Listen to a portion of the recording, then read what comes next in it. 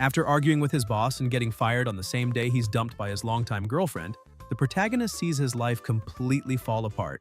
With no real options left, he decides to work as a ride-hailing driver. But everything changes when he gets connected to a very unusual system, a system that rewards negative reviews. That's right, the worse his ratings from passengers, the greater the rewards he receives. Money, absurd benefits, and unbelievable opportunities start appearing simply because he does the opposite of what a normal driver would do.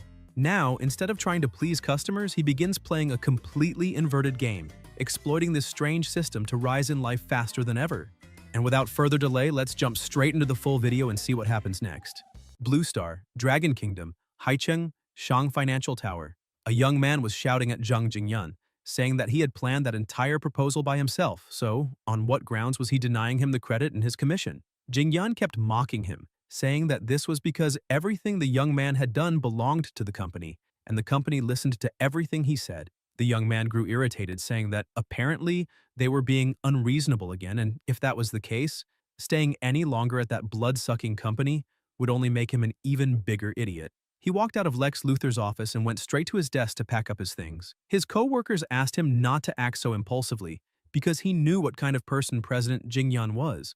Because if he lost that job, then what would happen to the protagonist's girlfriend's paralyzed father? Yang Chen looked at the photo of himself with his girlfriend and, determined, stood up, saying that his parents had left him an apartment and a car when they passed away, and now he was planning to drive for a ride-hailing service to recover. That way, he would be able to pay the bills. He went to the parking lot, but while he was walking, he received a few messages. His girlfriend was breaking up with him, saying that he could not provide the life she deserved, and even if he worked very hard, she could barely wait for him. Because of that, she wanted to end things before new problems arose, so all they needed to do was let each other move on with their lives. Yang Chen did not expect that because there had been no signs that this could happen. He tried to call her, but the phone was already turned off. He leaned against the car, completely shaken mentally. He shouted, asking what kind of day that was because it felt like a damn streak of bad luck. However, he decided to let all of that go. He got into his car saying that those things did not matter because no matter how hard life might be, it still had to go on. Because he could not miss his pre-booked candlelight dinner, a celebration for having lost both his girlfriend and his job on the same day. As soon as he opened the app on his phone, the app told him that there was a ride available within 1 kilometer. He accepted the request and the system calculated where he needed to go. Quickly, the protagonist started driving his car to pick up his customer. A short time later, the protagonist arrived where the app had told him to go. However, he did not see anyone. He decided to call the customer, saying that he was the ride-hailing driver, and told her that he was already at the agreed pickup point, but he was not seeing her. The girl sounded surprised and said that she had just started putting foundation on her face, so she would still need at least 20 more minutes. The protagonist became a little irritated and asked why she had ordered the car so early, asking if she could not have placed the order after finishing her makeup and coming downstairs. The woman remained firm, saying that she was almost done, and said that she needed another half hour because that would already be enough time. And if he dared to cancel the ride, she would definitely report him. Yang Chen said he did not care at all and told her to go ahead and report him, because she was the one wasting time and he did not care about that. A short time later, she actually filed a complaint saying that she had never seen a driver as unprofessional as him, and asking what kind of behavior it was for a driver to lecture a passenger, and then she canceled. Suddenly, something strange began to happen and a woman appeared right in front of him. The protagonist was startled, asking what was going on there. The woman said that the host connection criteria had been detected. Preview reward system requesting binding. She asked the protagonist whether he wished to proceed. Yang Chen was completely confused, asking what was really happening inside that car because he had heard of making money through good reviews, but he had never seen anyone gain something through bad reviews. The system woman called the protagonist master and explained that as soon as the system was bound, he would receive system rewards every time he got a negative review or complaint. The reward content was random and could be money, real estate, luxury cars, or special abilities. Yang Chen became so excited about that, saying that it was basically a cheat code, so he should not avoid binding that thing to himself. The woman walked up to the protagonist and kissed him, saying that the host's binding command had been received and the system binding was underway. A short time later, she emphasized that the negative review system had been successfully installed in the host. She told him to resume his route. In addition, he needed to target eccentric or unpleasant passengers in order to receive negative reviews. However, he still needed to maintain good service for other passengers so that he could keep his driver rating and priority for ride requests. And since he had just received a complaint, the system was granting him a grand prize, 28% of the shares of the Quando Hotel Group, making him the second largest shareholder. Now he needed to go immediately to the Quando Hotel, where someone would deliver the share transfer agreement to him. Yang Chen could not believe it, saying that that system was a truly great gift right after reincarnation. The system warned him that there was a new request, and the pickup point was 2 kilometers away, and the destination was the Quando Hotel. The protagonist thought that this request was practically tailor-made for him, because he could go to the hotel to eat and collect the share transfer documents at the same time. Quickly, he went to the pickup point and saw a woman standing there. He greeted her and asked whether she was the passenger ending in 8043. The woman said yes and got into the car. While they were on the road, the woman asked why the protagonist was peeking at her through the mirror. Yang Chen asked whether she did not know how to drive because he was not looking at her, but rather observing the road conditions behind them. But the woman kept acting defensively and asked why he was attacking her driving skills just because she had asked a question. She emphasized that, in fact, he was the bad driver since he was going very slowly, but the protagonist decided to show that he was the real Max Verstappen. The woman became frightened, asking what he was doing and told him to calm down. Seeing that he was not slowing down, she screamed, saying that she was wrong and asked him to stop. She begged, saying that she really should not have said that and asked for help, but the protagonist kept accelerating and she screamed at him to slow down because she was very scared. Yang Chen asked who the big brother there was because if he had wanted to, he could have ended both of their lives, and that way she would learn to value her life a little more. And since he had taken very good care of her, she should call him Daddy. Completely terrified, she called him Daddy, and the protagonist said that she was a good girl and stepped on the brake. He said that they had just arrived at the hotel and asked her to get out. The woman got out of the car crying and trembling, saying that that was intimidation and that she would leave a negative review and file a complaint right there. She could even call the police over reckless driving like that. The system appeared before him, congratulating him for receiving a negative review through pure skill. Because of that, the system would reward him with ownership of the Haicheng Finance Tower, and he needed to go there, to the management office tomorrow to collect the transfer deeds and property documents. He felt happy, thinking that this was the same building where he had worked, and this was a perfect opportunity for him to settle old debts and a few scores left behind. He entered the hotel and the woman who had been in the car with him felt annoyed, asking how he dared to follow her, acting as if he were above the law. But the protagonist told her not to flatter herself because he had already reserved a table. He showed his phone and the receptionist called him Mr. Yang, saying that the place at table 8 was reserved and that the staff would escort him there. In addition, she handed him a document saying that the manager had asked her to deliver it to the protagonist and that he needed to keep it safe. With everything settled, she said that she would show him to the table.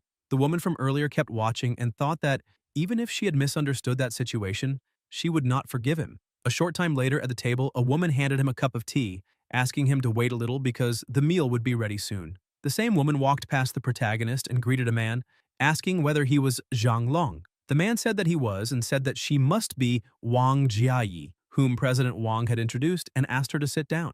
The protagonist merely watched, thinking that apparently they were there for a blind date. But suddenly, a man appeared with 2 women, and the protagonist laughed, saying that it was a huge coincidence.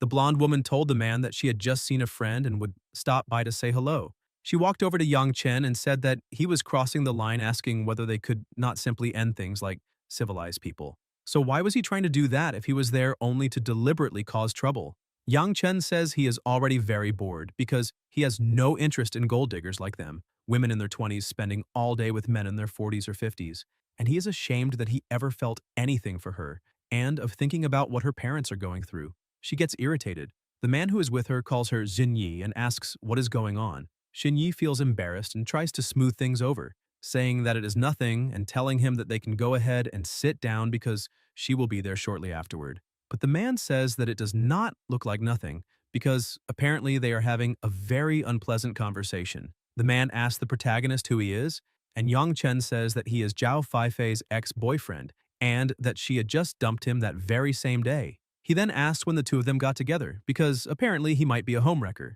The man asks Feifei if that is true and she says no because she broke up with him a long time ago, but he keeps refusing to accept it.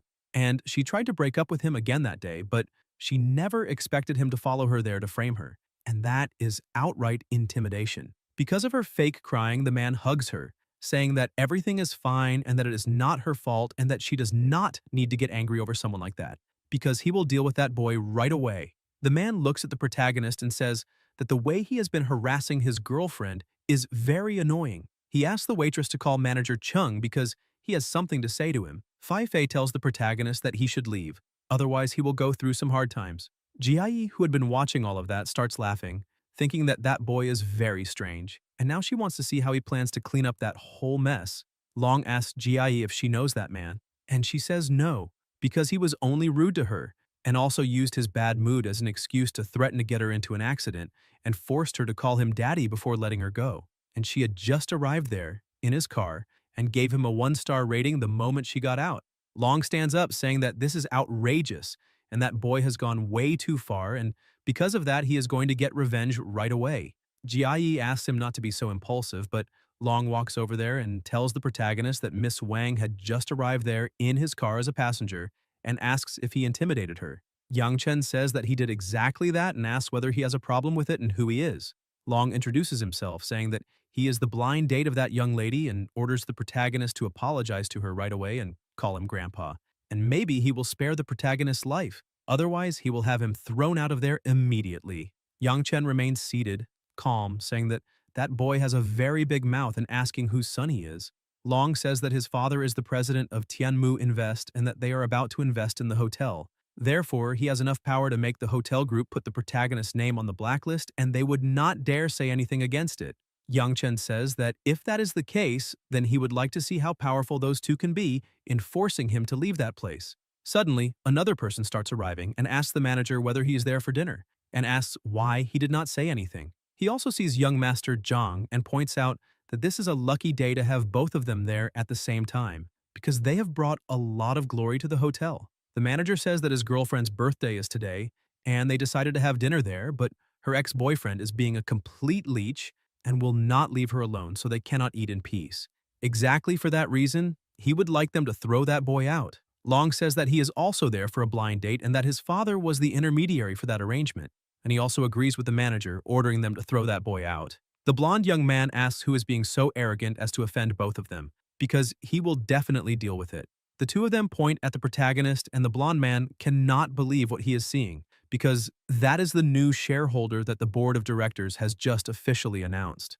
The blonde young man asks security to remove manager Li and Long from there immediately and never let them enter the hotel again. The manager asks Chung if he heard that right because he is the supplier of vegetables and food for the hotel. Long also becomes irritated and tells manager Chung that he is going blind, asking if he no longer wants his family's investment. Chung walks up to the protagonist and says that he would like to formally introduce him. That is Mr. Chen, the newly appointed second-largest shareholder of the hotel group. Yang Chen says that Chung is a very sensible man. The three of them are stunned, asking if he really is the second-largest shareholder. Jiayi keeps looking at the protagonist, asking herself how the second-largest shareholder of the Quando hotel could be driving a ride-hailing car, and whether he could really be a rich kid experiencing ordinary life. And now it is explained why he had been so arrogant while speaking. Yang Chen tells manager Li that they no longer need his supply and also no longer want the Zhang family's investment. Fei Fei is crying, asking how much water must have leaked from her brain for her to break up with Yang Chen. She starts wondering what she should do, because it is too late to beg for his forgiveness. She throws her pride aside and drops to her knees on the floor, telling the protagonist that she was wrong and that she only let that guy hold her hand and nothing happened between them, because both her body and her soul still completely belong to Yang Chen. Xinyi turns against her friend and tells the protagonist that she is a vain, gold-digging woman, and that she is worthless, asking him to look at her instead, because she is completely pure. Yang Chen thinks that those two women are starting to turn on each other. Manager Li walks up to the protagonist and says that, honestly, he did not know that that girl was his girlfriend, because if he had known, not even if the heavens came down would he have dared compete with someone as prosperous as the protagonist. Yang Chen bangs the teacup on the table and asks the manager whether he's really going to keep taking so long to throw that trash out of there. Chung apologizes to his boss and calls security, ordering all of them to get out. Chung tells the protagonist that that boy is the son of the boss of Tianmu Invest. Yang Chen asks what kind of investment that is, pointing out that as long as he opposes it, there is no way the investment will pass through the board, and asks why the manager is so afraid of that arrogant boy. Cheng calls security and orders them to drag that brat out and put their names on the blacklist because they will never again be allowed to spend money within that group. Long points his finger at Cheng and tells him not to dare touch him because he needs to keep his head on straight, And he points out that Tianmu Investment would not even glance at a mere second-largest shareholder of the hotel. He walks up to the young lady and says that they need to leave to eat somewhere else. Yang Chen notices that he is not forgetting about that young lady even at a moment like that, and apparently he likes her. So, if he can steal her away, he wants to see whether that guy will still act arrogantly. Yang Chen calls Jia, asking who said that she has to settle for only one blind date. He picks up a flower and walks over to her, saying that he brought flowers and asking why they cannot sit down and chat for a while. Because the joke he made in the car earlier seems to have frightened her a lot, and considering that, he would like to apologize in a more pleasant way. Jia thinks that she is there for a blind date with a rich guy, so why can she not choose someone handsome with personality? She eventually gives in and says that it is fine because she can see that the protagonist is being sincere, so she will give him a chance to make up for the situation. Long becomes furious and asks if she knows what she is doing, because he got into that fight with the protagonist because of her, and now she is simply humiliating him. Jia corrects Long, saying that he was never thinking about her at any point, but rather about his own pride. Because she never asked him to get into conflict with Mr. Young, he decided to do that to show off and ended up getting burned badly. Long says that it is fine because, in fact, he does not dare touch Yang Chen, but he can still hurt her. He points out that if she sits down and eats with him now, she will be humiliating him, and she had better think about the consequences. Yang Chen touches her shoulder and leads her to the table, saying that it is fine. With politeness and chivalry, he asks her to sit down and eat in peace, because if any fly buzzes near her, he will chase it away. Long loses control and starts insulting the woman and tries to attack her, but the protagonist steps in front of her and grabs his arm, saying that this is very low because he is trying to hit a woman. Chung orders the security guards to act immediately and throw that trash out. While being dragged away by the guards, Long shouts that he will not let this slide because he is going to tell his father everything. Yang Chen pours her a glass of wine and offers it to her, saying that he would like to introduce himself properly, and says that his name is Yang Chen. He is very happy to be able to have dinner with her. Jia also introduces herself and says that she will remove the negative review soon because apparently they got off on the wrong foot. Yang Chen laughs and says that she does not need to remove the negative review because it is a reminder of the unique first meeting they had. So all they need to do is enjoy the moment and have a nice drink. Two other people were sitting on the other side of the restaurant. The woman wonders if that might be the arrogance of the rich because that boy had simply stolen the other guy's blind date. But the man who was with her thinks that being rich really is great because he can do whatever he wants. Jia asks the protagonist what his family does. Yang Chen explains that his parents died in an accident years ago, and now he is just a ride-hailing driver and asks what she does. Jia says that her hometown is Sioux City and that she currently works at a luxury goods store, but she wants to stay in that city, so she is there for a blind date. The protagonist smiles, saying that everyone has the right to seek a better life. There is nothing shameful about women relying on other men. Yang Chen thinks that, unlike Fei Fei and Xin Yi, Jia is being very honest and that she is not the hypocritical type. She agrees with the protagonist and offers a toast to them. After drinking a little, she turns red and asks if he knows why she had been so prejudiced against him inside that car. She explains that she had 2 blind dates that day and the first guy was doing well at the beginning, but he tried to kiss her while they were in the dark inside the movie theater. Yang Chen says that apparently she was not very interested in that other guy because if she had liked him, she definitely would not have refused a kiss. But she gets a little embarrassed, saying that this has nothing to do with liking someone or not, and asks who kisses on the first date. Because if they met again, he would have gone even further. Yang Chen says that kissing has nothing to do with how many times people meet. It is entirely about the mood and the vibe in the moment. As long as the mood is good and the feeling is there, people can even go all the way on the first date. Jia remains a little embarrassed and says that she does not really believe that, asking how someone could be willing to kiss someone they had just met for the very first time. Yang Chen stands up and slowly walks toward her, and while holding her face, gives her a deep kiss. After that, he turns around and starts to leave, telling her to enjoy the meal and that after she finishes eating whatever she wants, she can just put the bill in his name because he will be going up to room 1208 to get some rest. Jia is speechless, asking if he really just kissed her, but she does not know why she did not try to pull away. A little later, while she is alone, she thinks that the protagonist mentioned the room number on purpose, and that he was probably inviting her. However, she is still very embarrassed and tries to ignore that kind of thought. Meanwhile, inside his room, Yang Chen had just gotten out of the shower and heard someone knocking on the door. He goes over there and as soon as he opens it, sees that it is her standing outside. He tries to speak to her, but she simply throws herself into his arms and kisses him, saying that she is feeling very hot. Yang Chen laughs and says that she is a little drunk. Jia runs her hand over his abdomen, saying that he has 8 abs and a perfect texture and she cannot resist that. Yang Chen picks her up in his arms and says that she was the one who started it. He kicks the door shut and throws himself onto the bed with her. The next day, the protagonist wakes up and looks to the side, asking if she has already left. But as he gets up, he notices a red stain on the mattress and asks if that could be blood. He notices that there is something on the table, a little money with a note. As soon as he reads the note, he realizes that it says that he did very well last night and she was very satisfied, and that the 3,000 yuan on the table is the service fee. She asks him to use that to recharge his batteries.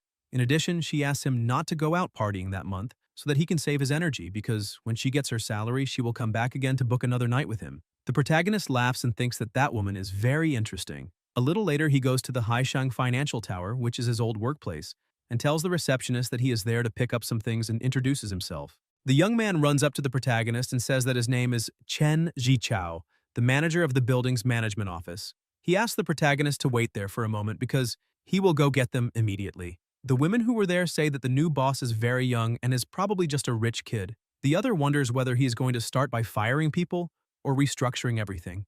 A little later, Zichao returns with an envelope and says that all the items are inside. He asks Yang Chen to feel free to check them, and if there is any problem, he can just let him know immediately, and he will resolve whatever is necessary. The protagonist says that there is no need, because he trusts that manager Zichao is an honest man who would not touch other people's things. However, he will still have to keep bothering the others a little so that they can continue managing the financial tower. Zichao laughs and says that the protagonist is a very kind person. He calls the other two girls over to greet the new boss. They bow and greet him, but the protagonist says that there is no need for formalities and asks them to go back to work. He asks Zichao to give him a report on the lease situation from 1506 to 1508. Zichao quickly gets the report and says that the rental information he requested is there, and the tenant's name is Jing Yan, and the contract expires at the end of that month. The protagonist says that their lease is almost over and that he would like to go visit them. While they are in the elevator, the manager's phone rings and he tells the protagonist that a client scheduled a call for that day to ask about the rent. He asks if he can answer the call before going in. Yang Chen says that it is fine and asks the manager to answer his call because he will go ahead first. A little later, he enters the advertising office and says that apparently everyone is busy. His former co-workers are surprised to see him and ask why he is back. One of his co-workers asks why he gave up and wonders whether he wants him to beg the boss to consider hiring him. But the protagonist refuses. Yang Chen shouts that he is there for his payment and asks where Jing Yan is, telling them to bring him out immediately. Jing Yan appears and asks the protagonist why he is shouting and where he thinks he is, as if it were a place where he can simply walk in and start yelling. Yang Chen looks at his former boss and says that apparently he really has lost his mind because he thought he would not dare show his face. He asks whether the commission his former boss owes him is already prepared.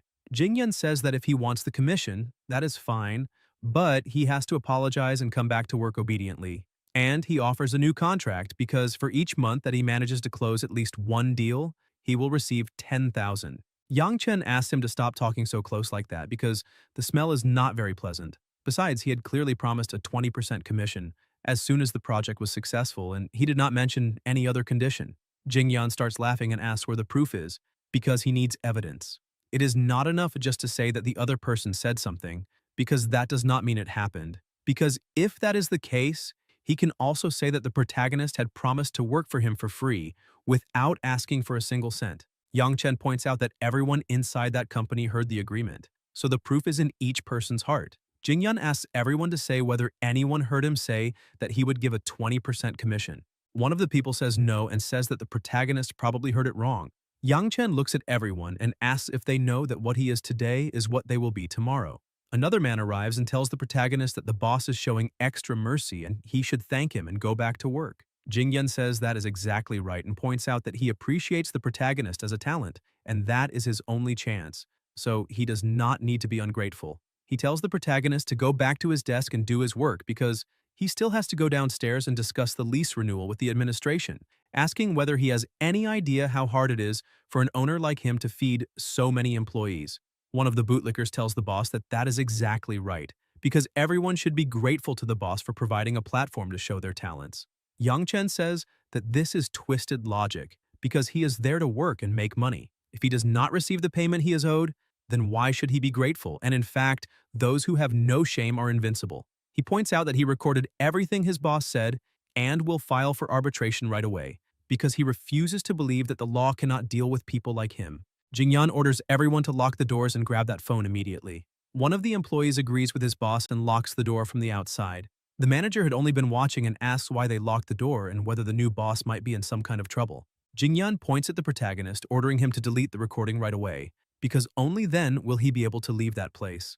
Jingyan smashes a computer and says that everyone saw that the protagonist destroyed that computer, so his salary has been completely forfeited. Yang Chen says that his recording is still running and his former boss knows that he just admitted that it was captured. Besides, Jingyan probably does not know what cloud backup is, because even if he deletes it from his phone, there is still a copy stored online. Jingyan says that the protagonist is truly filthy for secretly recording him and asks whether he has no shame. The blue-haired guy asks his boss why they need to waste words on that trash because all they have to do is use brute force and destroy the backup too. And when they are done, they will just say that he came there to wreck the office and they had to subdue him. Suddenly, someone knocks on the door.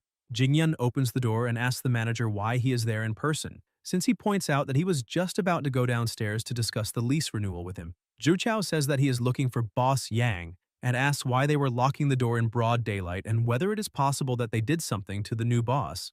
Jingyan gets a little confused by the conversation and asks who this new boss is that he is talking about. Ji Chao asks who else it could be and points at the protagonist, saying that he is standing right there. Yang Chen is the new owner of that building and asks if Jingyan is really trying to deceive the new boss. Jingyan remains confused, unable to believe what was happening. The manager walks into the office and asks the protagonist what happened there, pointing out that he is very sorry for the delay because he should not have answered that phone call. Yang Chen says that it is fine because he arrived at just the right time. Jingyan asks the manager again what he means by a new boss. Zhu Chao says that he will formally introduce him to everyone and points out that he is Boss Yang, who just bought Haishang for 2 billion, and now he is the person who has complete power over everything there. The people are completely shocked, asking if he really spent 2 billion to buy that place, because if that is true, why was he working there before? The former boss thinks that that boy quit yesterday and bought the whole building, and it is obvious that he is out for revenge. The thug walks up to the manager and asks whether it is possible that he is mistaken, and maybe he just has the same name as the new boss. Ji Chao shouts at the blue-haired guy, asking if he is implying that the manager is blind because it is obvious that he knows who his new boss is. Jingyan quickly changes his attitude and takes the protagonist's hand, asking him not to be angry because all of that was just a misunderstanding and admits that he was wrong and deserves to be punished. He says that he will pay double the salary he owes the protagonist, and they can simply leave all those unpleasant things in the past. Ji Chao hears that and asks his new boss if he worked there before, and that guy withheld his pay. The protagonist says yes. Ji Chao points at Jingyan and says that his contract is very clear. He must operate legally and in good faith, otherwise they will have the right to terminate the contract and demand triple the rent as compensation. And surely he has not forgotten that clause. Yang Chen says that if there is a clause like that, then it is good for the manager to watch that recording first.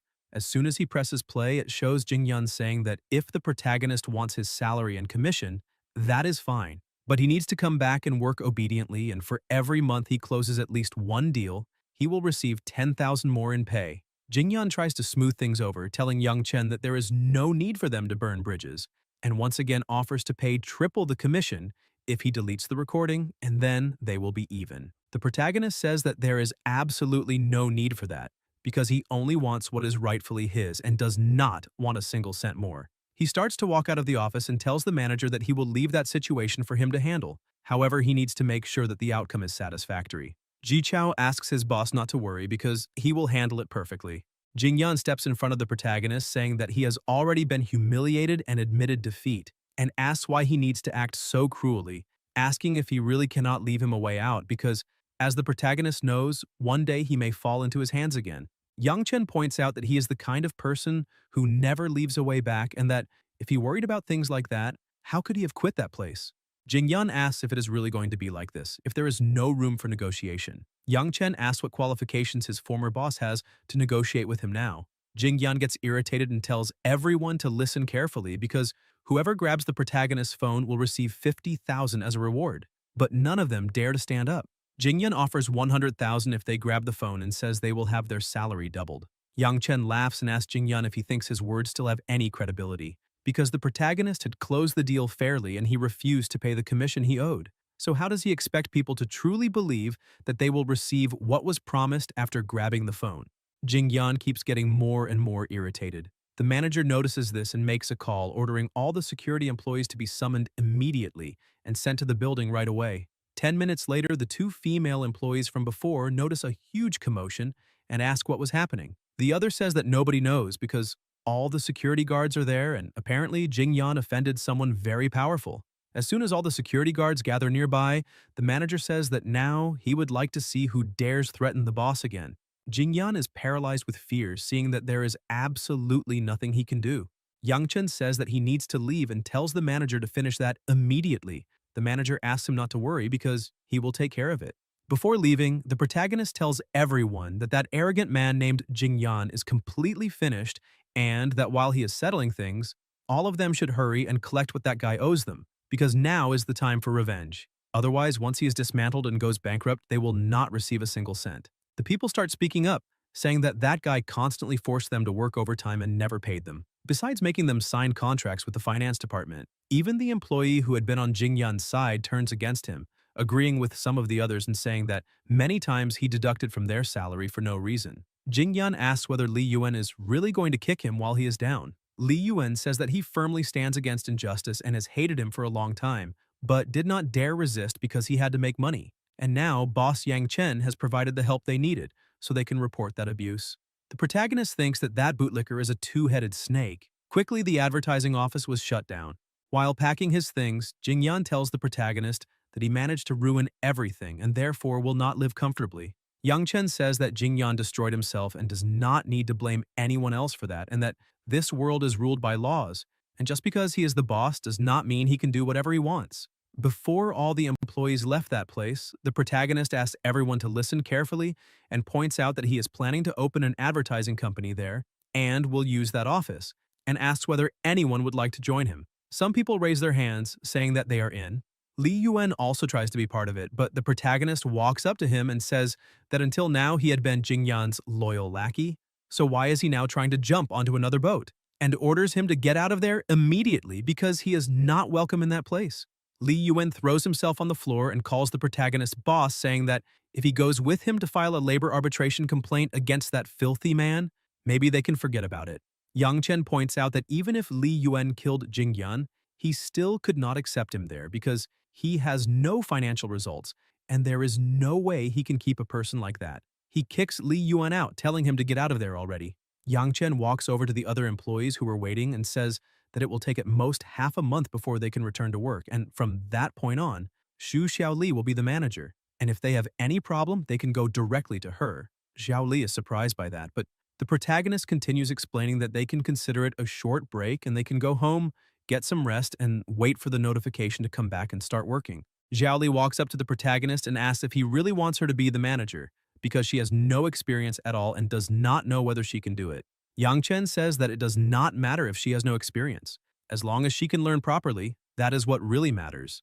Xiao Li is happy and tells him not to worry because she will definitely listen to everything he has to say and will study as much as possible to learn everything necessary. All of them bow to the new boss, thanking him for the job opportunity. Yang Chen says goodbye to everyone and thanks them all for their hard work. Back in the parking lot, he says that he finally got his revenge and now needs to get back to work. He gets into his car, opens the app, and the system tells him that he has a new ride. The destination is only 500 meters away. He thinks he is already on the way and would be a fool not to accept it.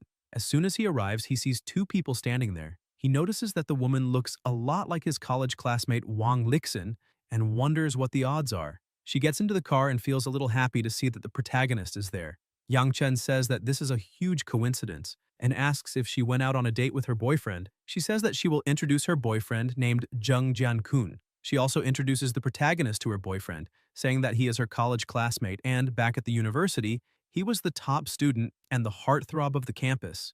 Yankun asks if that boy really was that popular with girls. Lixin says yes, and that so many girls liked him. But it is a pity that he already had a girlfriend. She asks the protagonist whether the two of them have already broken up, but then realizes that was impolite and apologizes, because what she actually meant was how far they had managed to progress, because they are probably already close to getting married. The protagonist steps on the brake and says that they broke up. Lixin says that is a pity, because back then the protagonist rejected a lot of girls and now he is probably regretting it. Young Chen looks at her and says that he just rejected her too, and asks whether there is any need for her to ask that kind of question. Lixin says that that is not what she meant and that, in fact, she has to be grateful that he had no interest in her and rejected and publicly insulted her back then, because otherwise she would be living a miserable life with him by now. Jian-kun asks if the protagonist really insulted her, and she says yes because she confessed to him when she was 19, and he could have rejected her, but he had no right to insult her directly. Yang Chen says that it has been a very long time, and he cannot remember what he said back then, and if he really did say it, it was in the heat of the moment, and because of that he apologizes. Jian-kun touches the protagonist on the shoulder and says that he really noticed that apology was sincere, and points out that his company is hiring an employee to serve tea and pour clean water. And he asks why he does not stop driving for a ride-hailing app and go work at his company. Lixin says that this is excellent because her boyfriend is the planning department manager at Haeyun Advertising. And if the protagonist wants to work there, she can ask her boyfriend to take care of him. Yang Chen refuses, saying that he thinks driving is going very well because he does not need an office job. He begins to roll down the window and she asks why he is doing that, telling him to close the window and turn on the air conditioner because she is sweating a lot. Yang Chen points out that the platform does not require air conditioning, and if she wants it, that is not impossible. She just has to say something nice, and he might be in a good enough mood to turn on the air for her. Jian-kun gets irritated and asks what the protagonist just said, because if it were not for the fact that he is a college classmate, he would have already hit him. He orders him to turn on the air immediately, because if he is forced to use his hands, it will not end well. Lixin asks her boyfriend to control himself and not do anything reckless because the protagonist is driving the car at the moment. She tries to persuade him to turn on the air, saying that they are classmates and he could easily turn on the air conditioner, and she would act as if nothing had happened. Otherwise, she will definitely leave a negative review and file a complaint. Yang Chen tells her not to think he will be scared by a negative review, because if she does not want to stay inside the car, she can simply get out.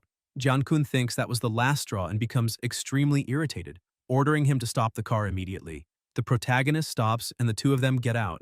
He walks to the door and starts kicking the car, ordering the protagonist to get out right away. Yang Chen laughs and says that he will not get out because that day is very hot and the two of them can stay there and enjoy the summer sun. He accelerates the car and leaves the two of them behind. Jian-kun tries to run after the car, but obviously that is a foolish idea, and he cannot do absolutely anything. Lixin walks up to her boyfriend and asks where they are. He says that this is the bridge that crosses the river, and he does not think she has permission to be there. She asks what they're going to do.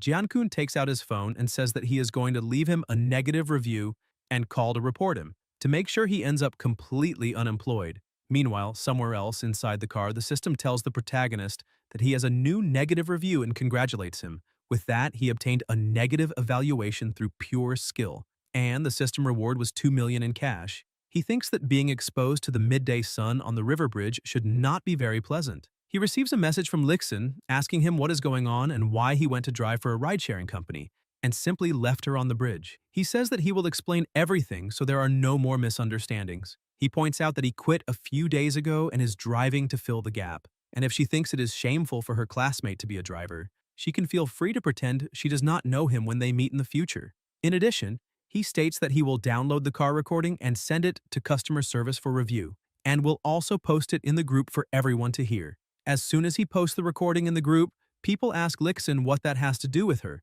because she is clearly looking down on the protagonist for driving and is now trying to humiliate him or play the victim while acting superior. Meanwhile, still on the bridge, Lixin gets irritated, saying that the protagonist posted the recording in the school class group, and now everyone is blaming her. Jian-kun gets very angry, saying that he's going to kill that guy over it. He tells her to send a message saying that she will offer a dinner at Baoking restaurant that Sunday to apologize and lure him there, because that way he can make the protagonist lose face in front of the whole class. She becomes happy, saying that he is very smart and that she will distract him while he does all of that. Yang Chen sees that in the group and says that this is not an apology dinner but a trap, and that depends on whether he feels like showing up that day or not. Suddenly it starts raining, and he thinks that nature really is on his side, since Lixin and Jian-kun are going to spend quite a while on that bridge. A little later, he arrives to pick up another passenger and gets in touch. But the woman says that it is raining very hard and there is no way she can get to the car, and asks whether the protagonist can go pick her up. He says that it is fine and that he will go get her, and asks if she is Miss Zhang. But the woman says that there is a lot of water on the ground and she cannot walk through that water, asking whether the protagonist could carry her. Yang Chen apologizes and says that unless she has some kind of mobility issue, he does not provide that kind of service. She asks the driver to look at her new shoes and points out that the ground is covered in water, asking what the problem is with him carrying her, because many people would kill for the chance to carry her in their arms. Yang Chen remains firm and offers her the umbrella, apologizing, and states again that he does not provide that service. At most, he can lend her the umbrella so she can walk to the car by herself. She gets a little annoyed by the situation, but eventually accepts the umbrella and walks to the car. As soon as she gets into the car, she keeps acting arrogantly, telling him to drive already because she has already been very unlucky, and if he keeps being unpleasant, she will report him. Yang Chen asks her to fasten her seatbelt because they are heading to the garden. A little later, they arrive at the destination, and the protagonist says that they have already arrived and she can take her belongings and get out of the car immediately. But she says that there is not the slightest chance she will do that because there is too much water on the ground and she already got her shoe dirty earlier. So she cannot go back by herself and he needs to drive the car up to her floor. Yang Chen points out that this is a car and not an airplane, so how could he possibly take her up to her floor? He points out that he already brought her to the entrance of the building and she only needs to get out and take a few steps. The woman shouts, saying that she does not care because he works in the service industry and needs to make sure that she is satisfied. And at the moment, she is extremely dissatisfied with everything he has done. She is going to report him because she is calling to file a complaint right away. Yang Chen says that is fine and tells her to get out of the car while she reports him, but the woman refuses, saying that she will not get out until he takes her up to her floor. Yang Chen takes the car key and grabs the umbrella, saying that she can stay in there as long as she wants. She gets out of the car and he says goodbye to her, saying that he is going to get a snack now. The woman, soaking wet, gets irritated and says that she is going to file a complaint right now. But while she's walking in the rain, she notices that the car is coming toward her. The protagonist drives past, speeding up and splashing water on her. Inside the car, he keeps laughing, saying that the forest is big enough to shelter all kinds of birds, and with enough people around, he will definitely run into some strange ones. And he notices that he was already out of tea leaves. The system woman appears once again, congratulating him and saying that he successfully obtained a negative review and a complaint. As a system reward, he received 50 grams of tea leaves from the mother tree of Hong Pao. He only needs to open the trunk to claim his reward. Yang Chen says that that system really is very useful, but asks her whether she is really going to brag about a mere 50 grams. The woman tells her master that he probably does not realize it, but that tea is worth more than gold. In previous auctions, 20 grams cost more than 200,000, and today it is such a rare treasure that he cannot even buy it with money. Yang Chen is surprised to find out that it really is that expensive. He stops the car and goes to the trunk, thinking that that small bag is worth more than 200,000, and that is a little extravagant. He smells it and says that it is very good and thinks that, in any case, he has 50 grams, so he will brew some to see whether it really tastes that good. The system appears again, saying that it detected an additional negative review from a passenger and that the critical hit reward has been activated. He obtained a house in Riverside number 1. He needs to go there and stay at the house tomorrow morning to wait for the courier. The property rights documents, the keys, along with other items will be delivered to him. While savoring his tea, he thinks that a house in that place, which was considered the king of buildings at that time, was worth at least 500 million, and that additional negative review was a stroke of genius, and the taste of that tea is truly excellent. He gets ready to leave and sees a woman approaching the car. She gets into the car, and the protagonist asks what she thinks she is doing. The woman tells him to just drive and says that the money will be entirely his. But the protagonist apologizes and explains that this is not a taxi, but a ride-sharing service, and she needs to book through the app, so he has to ask her to get out of the car. But the woman says that she already told him to drive and asks what is so problematic and why all that talking, pointing out that she is going in that car whether he likes it or not. A man starts approaching and knocks on the window, asking the protagonist to open the door. The woman tells him not to dare because if he opens that door, she will bite the protagonist. Yang Chen asks if she knows that guy, but she says no. He lowers the window and asks the guy if he knows that girl. The man, irritated, says that that is nonsense because that is his girlfriend, so how could he not know her? The woman, irritated, asks who there is his girlfriend and points out that they were only talking on a blind date, so when exactly did she become someone's girlfriend? The man gets angry, telling Chiani that her father owes his family 5 million and that guy used her as collateral, so why is she pretending to be clueless? He tells her to get out because he already booked the hotel room and does not want to ruin his mood. Chiani asks whether the protagonist just heard that whole story because they are not in a relationship, and if she is handed over to that guy, he will force her to do things she does not want, and that will make the protagonist an accomplice. The man shouts, telling Yang Chen that this has nothing to do with him, and asks him not to interfere in other people's business. Yang Chen asks Gianni why she does not call the police because he is only a rideshare driver and does not want to get involved in that kind of conflict. She gets irritated, asking why he is so cowardly and pathetic, absolutely useless. Yang Chen asks why he is the coward because her father should be the biggest coward of all, and he has no connection to her and no obligation whatsoever to protect her, because if she needs help, she just has to call the police. The man runs to the other side of the car and starts cursing at the woman, trying to open the door. She screams desperately, asking the protagonist to get out of there, begging him to have pity on her and try to save her. Yang Chen keeps telling her to call the police since she had been acting so arrogantly earlier. She points out that she really does want to call the police, but even if they went to the station, her family has no money to pay the debt. The man manages to open the door and says that she is a very ungrateful girl, so he is going to use her right there in the car. He asks the protagonist to open the back door and let him in, because they can go to a suburb and the two of them can have fun. Yang Chen simply starts the car. The man asks what he thinks he is doing, because if he takes that girl away, he will destroy Haicheng just to find him and kill him. He says that his name is Zheng Hengji, the young master of the Yaowu group. The protagonist simply steps on the accelerator, saying that it does not matter what company that idiot is from. He speeds up and leaves the man behind.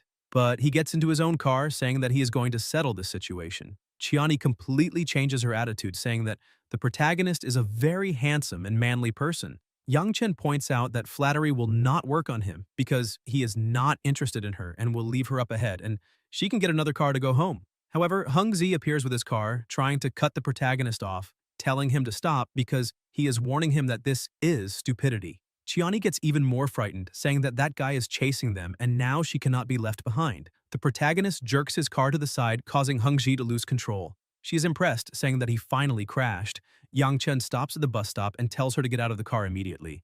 But Chiani says that she will give him a chance, saying that if he takes her home, she will give him her first time, because that is still better than being taken by that idiot. Yang Chen gets irritated, saying that he is getting the feeling that she is trying to set him up, and tells her to get out of the car immediately. She gets out of the car, calling him a coward again, saying that he is a very blind idiot. He goes to his new house by the river, and a man approaches with some documents, asking if he is Mr. Yang, because the property deed, the transaction contract, along with the key, are all there. And he will accompany him to the house later, and they will take care of parking the car for the protagonist.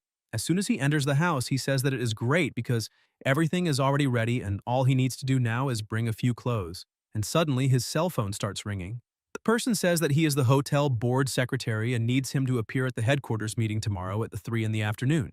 The next day, the protagonist goes to the hotel and apologizes for being late and introduces himself, saying that it is an honor to meet all the shareholders. The man smiles and asks the protagonist to sit down, and points out that he did not expect the new second-largest shareholder to be so young because he thought he would be a little older and more experienced. The young man introduces the group president named Li Wanhong and the head of Tianmu Invest named Zhang Wu. He points out that the topic of that day's meeting is Tianmu's capital injection into the Quando hotels. The protagonist thinks that that company belongs to that young man who went on the blind date with Jie. The hotel president says that now everyone has been introduced and they will get straight to the point. He points out that he heard what happened between the protagonist and Zhang Wu's son, and since they are there, they can talk about it.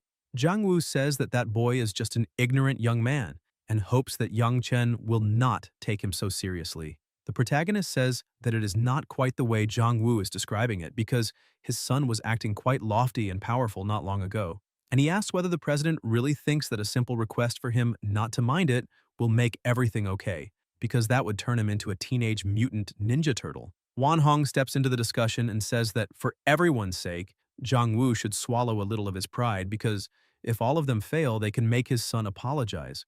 But Zhang Wu starts getting irritated, saying that his son did nothing wrong because if his girlfriend is being bullied, he should be allowed to defend her. Yang Chen asks Wan Hong whether there is anything else on the meeting agenda besides the investment.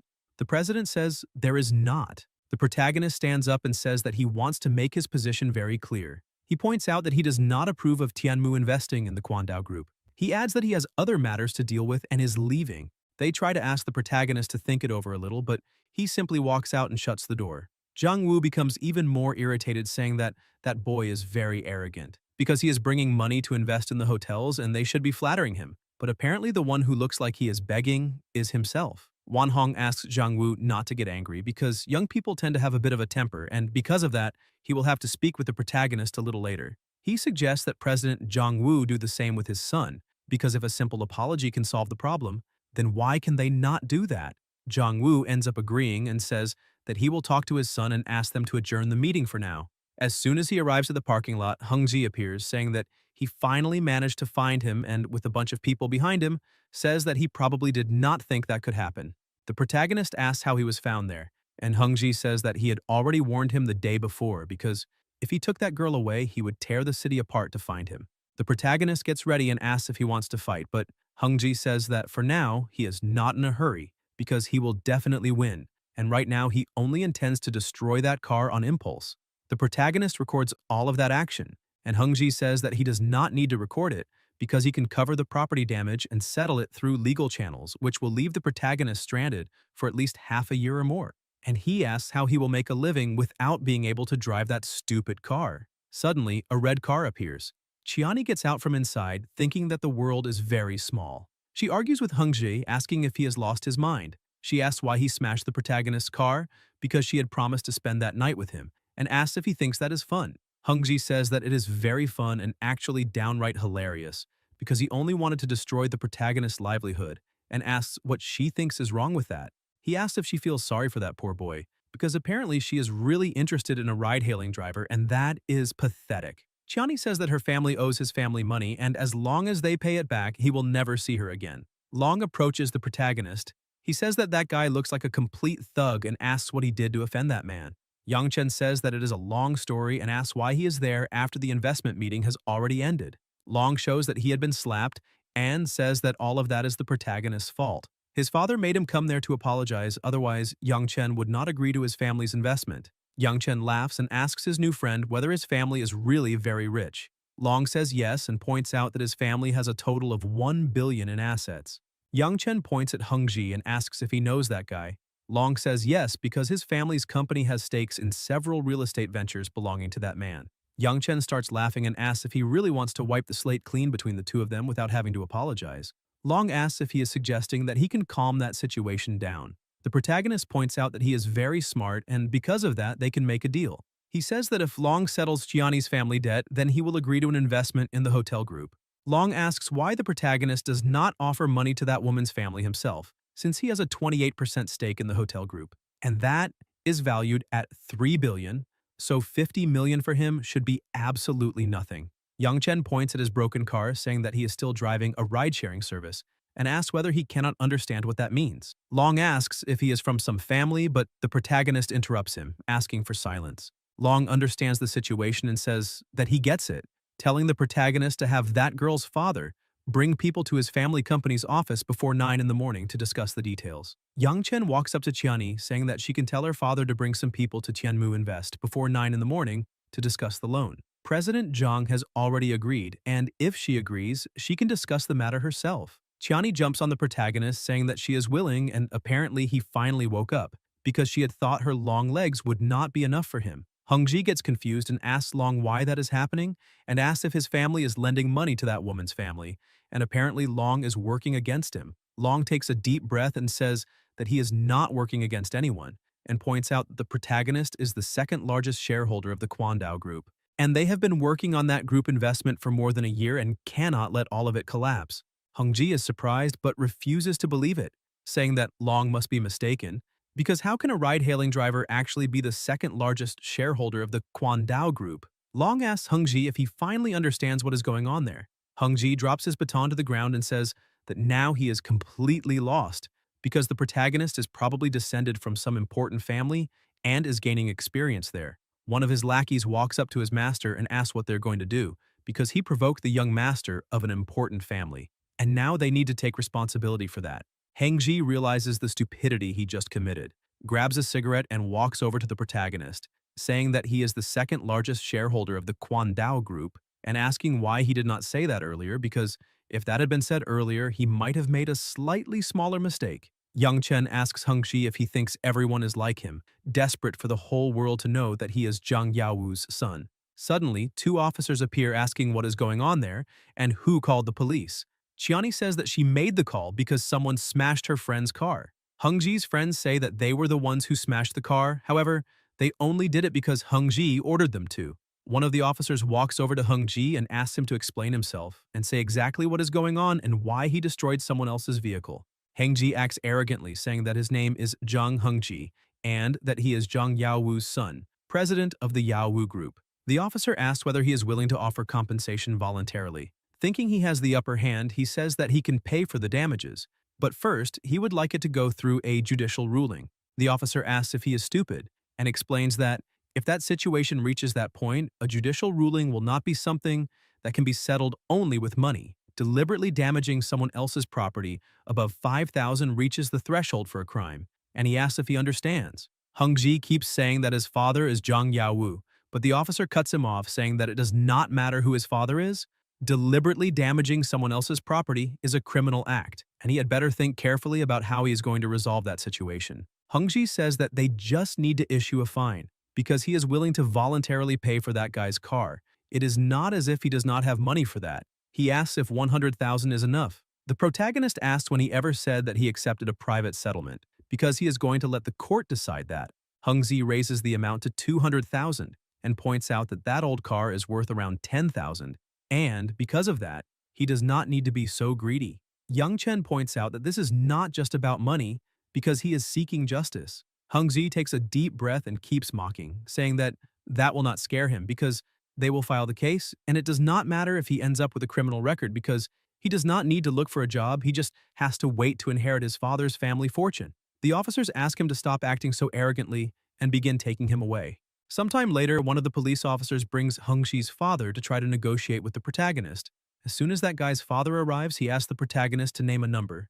Yang Chen starts laughing, saying that he really is that idiot's father and thinks he can solve problems in exactly the same way, and not a single apology comes out of anyone's mouth. He points out that he is not comfortable with that kind of situation and will take this all the way to court. Yao Wu offers 500,000, but the protagonist shouts at him, saying that he already said it is not about the money and asks if they cannot understand simple language. Yao Wu throws a 1 million check onto the table, saying that he cannot go any higher than that because if his company were not in a critical situation with its public listing, he would not be speaking so politely to the protagonist, so he should be grateful. Yang Chen simply ignores him and asks the officer if he can leave now. The officer says that it is fine, however he needs to sign that non-mediation agreement so they can proceed through legal channels. Yang Chen signs the document, but Yao Wu asks him to leave others a way out, because that way he will find it easier to get ahead in the future. He points out that the protagonist is still young, so he does not need to restrict his own path. Yang Chen asks if he is done saying all that absurd nonsense because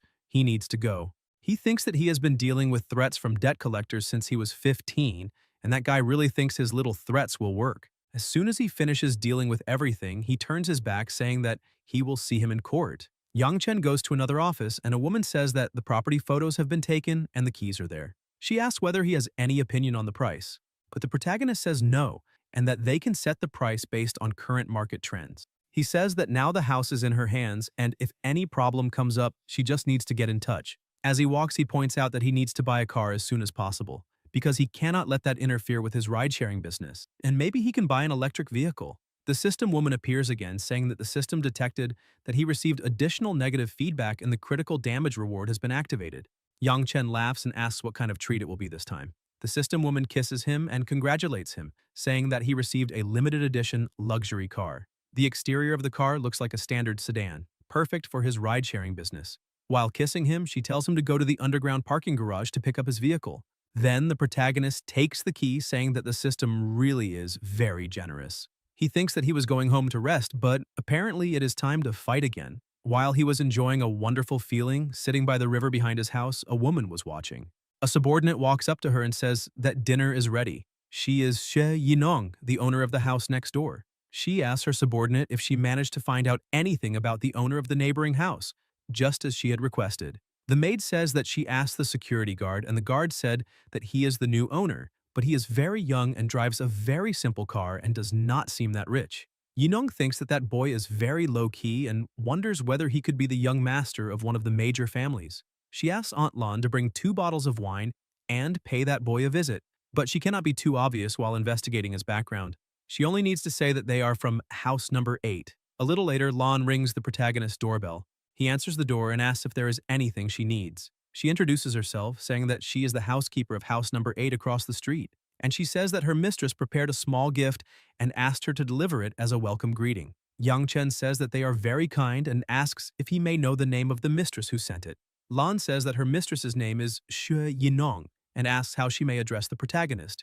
He introduces himself, saying that his name is Yang Chen, and says that her mistress is very thoughtful and invites Lan to come in for a while. But she says there is no need and thanks him for the invitation, because she is only there because her mistress told her to pay a visit, since they are neighbors and can look after one another. She asks the protagonist to go get some rest because it is already late and says that she will come again. Back at her house, Yunong asks Lan how it went. The housekeeper says that the protagonist is definitely a young and very handsome man, which means that he must be descended from some powerful family. She points out that she left the gift and came straight back home, so it will not be long before he goes there to return the gesture, so she can relax and wait for that moment to arrive. Yunong says that she has always trusted Lan's work. It is getting late and she asks Lan to go rest a little. The protagonist looks at the clock and thinks that it is still very early, so he can go out and drive for 2 more hours before coming back to sleep. He goes to the movie theater and picks up 2 more passengers. He welcomes the 2 of them and asks them to fasten their seatbelts. The woman is a little rushed, saying that she is a university student of finance and economics, and asks if he can get to the women's dormitory gate before 10:30. Yang Chen points out that the navigation says it is 15 kilometers away, which will take at least 20 minutes, and that will be very difficult. The boy who is with her pleads with him, because his girlfriend's dorm closes at 10:30, so they need help. But the truth is that the boy had planned all of that, because he deliberately dragged things out until that hour, because if he managed to make her sleep outside the dorm, then maybe he could take things one step further that night. Yang Chen steps on the accelerator and says that he will do his best, asking the 2 of them to hold on tight. The girl is happy and thanks him, but the boy is not very happy about that, saying that if he cannot get them to the destination before 10:30, they will not pay and he will have to take them back. The girl asks her boyfriend what he is talking about, but her boyfriend tries to calm her, saying not to worry because he is only trying to scare the driver so that he will drive faster. Yang Chen tells them not to worry because he already promised, so he will definitely keep his promise. Because he also graduated from the University of Finance and Economics, so he knows all the entrances like the back of his hand, and at most, he can get to the destination in 15 minutes. The girl is impressed and asks what department he is from and what the protagonist's name is, introducing herself as Lin Xiaoyu. She points out that she is an English student and that this is a great coincidence, because she did not expect to run into a senior from her university in a ride. The protagonist laughs and says that his name is Yang Chen. The system says that the protagonist has deviated from the route and is recalculating. The girl's boyfriend starts shouting, asking where he is driving and why he changed direction. Yang Chen explains that if they took the main entrance according to the navigation, they definitely would not make it in time. So using the shortcut saves 5 minutes and will ensure that she reaches the dorm gate at the right time. The boyfriend gets a little discouraged, but Zhao Yu points out that apparently he really does know the roads well and asks if they can add each other on WeChat because they could contact him directly if they need a ride in the future. A little later, they arrive at the University of Finance and Economics. She gets out of the car and waves to the woman who was closing the door, saying that she is already coming. Xiao Yu thanks him for the ride and for being so helpful that she arrived on time. Yang Chen looks at the boyfriend who stayed inside the car and asks if he is also getting out there. But the boy only smiles, saying that he will reorder the route and he can simply accept it and continue the request. Suddenly, an unread message appears and the system says that he has a new, negative review.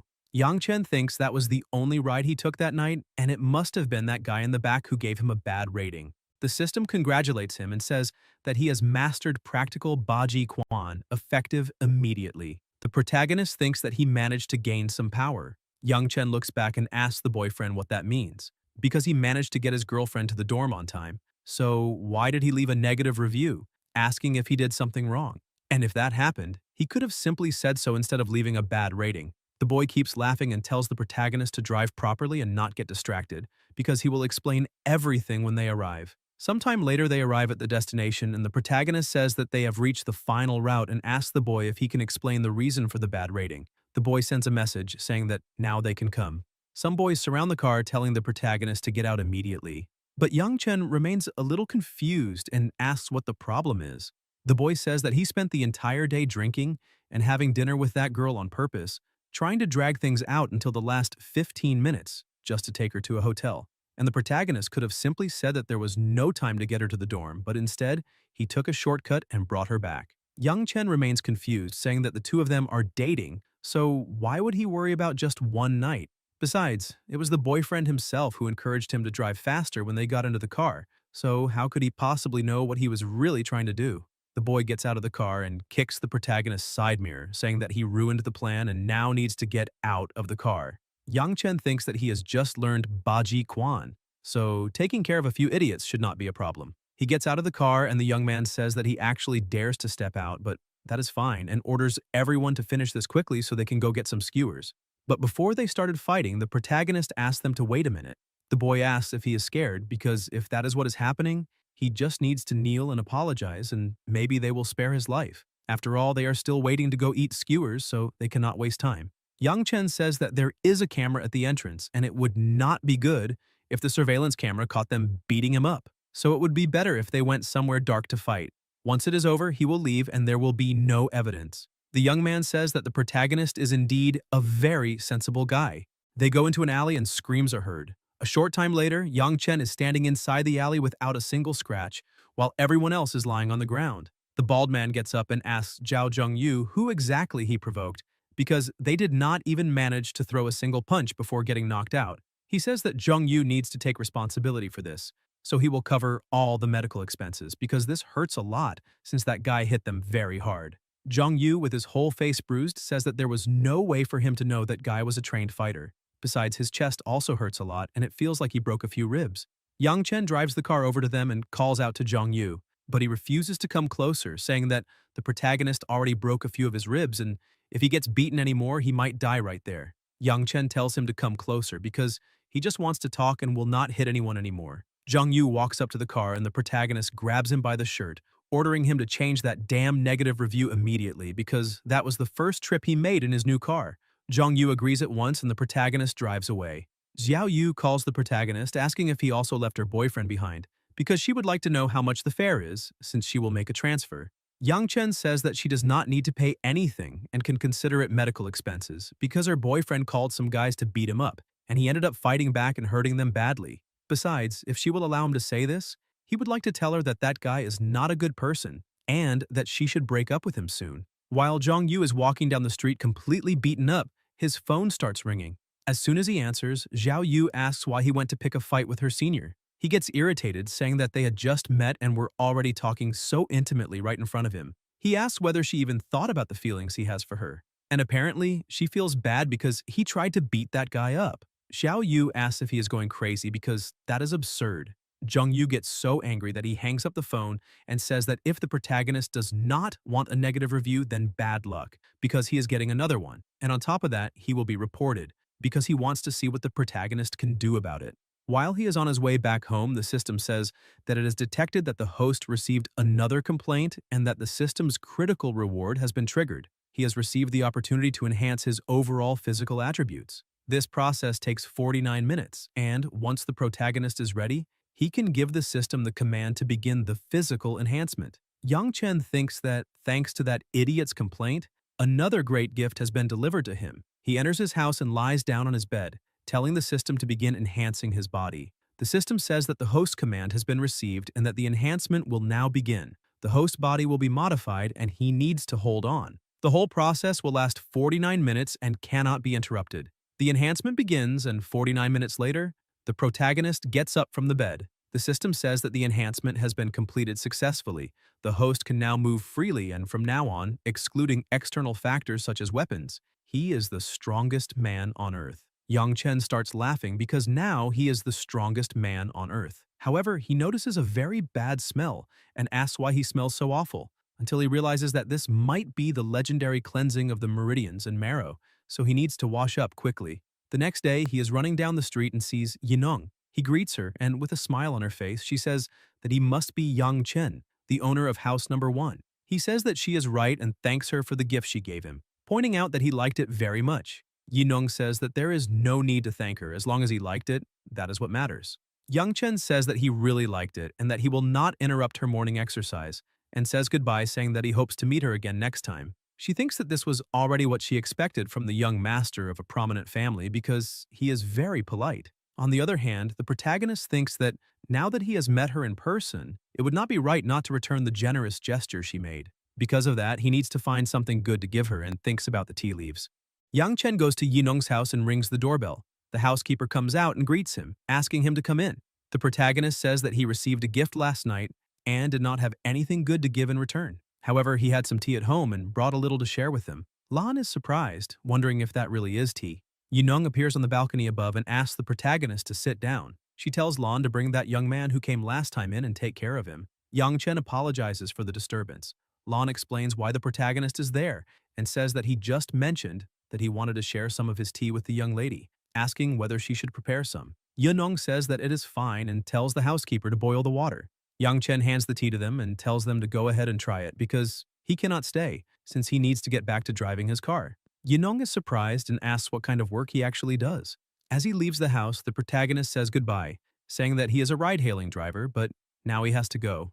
Yinong is a little confused, asking whether that boy is really rich and how he has that house while being only a ride-hailing driver. Lan opens the bag and gets a little confused, asking her mistress whether she has ever seen that kind of tea before. Yinong says that she has never seen it and also cannot identify the aroma. She asks her housekeeper to take those leaves to old Hong so that he can take a look, because he will definitely know what kind of tea it is.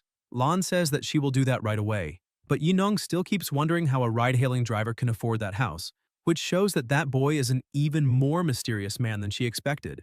A short time later, the protagonist arrives to pick up his first passenger. Chiani looked stunning as always, and the protagonist asks if she was the one who ordered the ride. She says yes and asks how he ended up in such an ordinary car because, with his status, he should at least be driving a sports car or something like that. When she sits in the car, she asks the protagonist what he thinks, saying that she changed her look and asks whether her legs look better. Yang Chen gets a little irritated and asks if she can simply not talk because she is a 99 out of 100, but when she opens her mouth, she drops to 59 out of 100. He asks her to fasten her seatbelt because they are going to Mary Restaurant. While they are on the way, she says that she made a reservation at Queen Mary Restaurant and points out that she would like to invite him to dinner that night. But Yang Chen refuses the invitation, saying that he does not have time because he needs to drive his car. Besides, he asks whether it is entirely possible that she is trying to get him drunk so she can drag him to some hotel room and steal his kidneys. Chiani laughs and asks how she could possibly do that, because he is far too handsome to suffer any kind of harm. She points out that her father told her that the deal is done, and they will sign the contract tomorrow morning, and after that the funds will be transferred to her family. And that is exactly why she really wants to invite him to dinner, to thank him for everything he did for her family. Yang Chen says that he is very happy about the gesture she is trying to make. However, there is no need for a dinner. Chiani gets confused, saying that she is a fair-skinned, beautiful girl with long legs, and asks how she can invite him to dinner, and he simply refuses. That makes her wonder whether he is really a man, or whether there is something wrong with his sexual orientation. Yang Chen steps on the brake and says that they have already arrived at the destination, and if she has nothing else to say, she can get out of the car. Chiani gets out of the car and keeps asking whether he really has no interest in women at all, because she is seriously fed up with him being so strange. A little farther ahead, the protagonist arrives to pick up his second passenger. She was arguing with a man and shouts that she is already ready to go.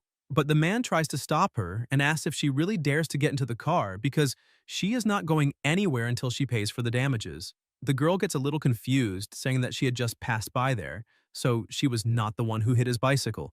She points out that she does not care if the bicycle fell because that has nothing to do with her. But the man says that the bicycle has been standing there for more than 10 minutes and did not fall a single time, and it just happened to fall the second she showed up. He asks who she thinks she is fooling because if she does not pay, she will face punishment. The protagonist interrupts the argument and suggests that the two of them go to the bakery next door and check the security camera at the entrance because it is pointed directly at that spot. The girl gets happy, saying that the driver is right, because if they do that, they will know exactly what happened as soon as they check the footage. The man looks at the protagonist's car and says that apparently he just bought that car because it still has temporary plates. Because of that, he suggests that the protagonist stay out of it, or he will have to make the protagonist experience what it is like to have a dent in his new car. Yang Chen asks the man whether he is really trying to extort money, and whether that is why he's afraid to check the surveillance footage. Besides, that man is over 1.80 meters tall, and he asks whether it is not a little low to scam a young girl like that. The man keeps getting more and more irritated and asks whether that is any of the protagonist's concern, because he should not go looking for trouble. Yang Chen explains that that young woman requested his car through the app, And if that ride does not end, he will not be able to pick up the next one. So either the man lets her go now, or they go to the bakery next door to check the camera and see what really happened. The man grabs an iron rod and shouts again, saying that he already told him not to look for trouble, asking whether he really wants to gamble on whether his car will be smashed or not. Yang Chen simply steps aside and says that if the man can afford the damages, he can go right ahead because that will not be a problem. The man starts laughing, saying that it is only an ordinary sedan and his car is worth 2 of that protagonist's car, and there would still be enough left over to pay for gas. The man asks who the protagonist thinks he's talking to. Yang Chen says that if that really is true, then he can go over to the car and smash it, and asks why he is only talking and not hitting it already. The man gets ready to strike, asking whether the protagonist really does not believe he can do it. The girl tries to stop him, saying that he should not drag another person into that argument. But Yang Chen takes the girl's hand and pulls her into his arms, saying that she should not interfere because he already sent a few guys to prison, so he does not mind sending one more. The girl blushes a little and apologizes, saying that she caused a bit of trouble. Yang Chen tells her not to worry because she can look at this occasion as a way of ridding the world of a plague. He keeps provoking the man, asking if he has eaten and whether he needs some borrowed muscles to get the job done. The man walks over to the car, saying that if he does not smash that car today, he will not even be able to look at himself in the mirror. However, before hitting the car, he notices something and becomes surprised, thinking that he needs to be grateful for having such a sharp eye and seeing those letters. Otherwise, if he had hit the car, he would have lost more than 100,000. The protagonist is surprised and asks what he is looking at, telling him to hit the car. But the man drops the rod and starts changing his attitude, calling the protagonist friend and saying that this was only a misunderstanding, because apparently the wind knocked the shared bicycle over onto his car and that has nothing to do with that young lady. So she can get in the car and leave, and he really would like to apologize for all of that. But the protagonist remains confused, asking what is wrong, because that guy said he would not be able to look at himself in the mirror if he did not smash that car. The man keeps smiling, saying that this is all his fault, and asks the young lady and the protagonist to get in the car, because they cannot stay there wasting too much time, since time is very precious. Yang Chen ends up agreeing with the man and asks the young lady to get into the car.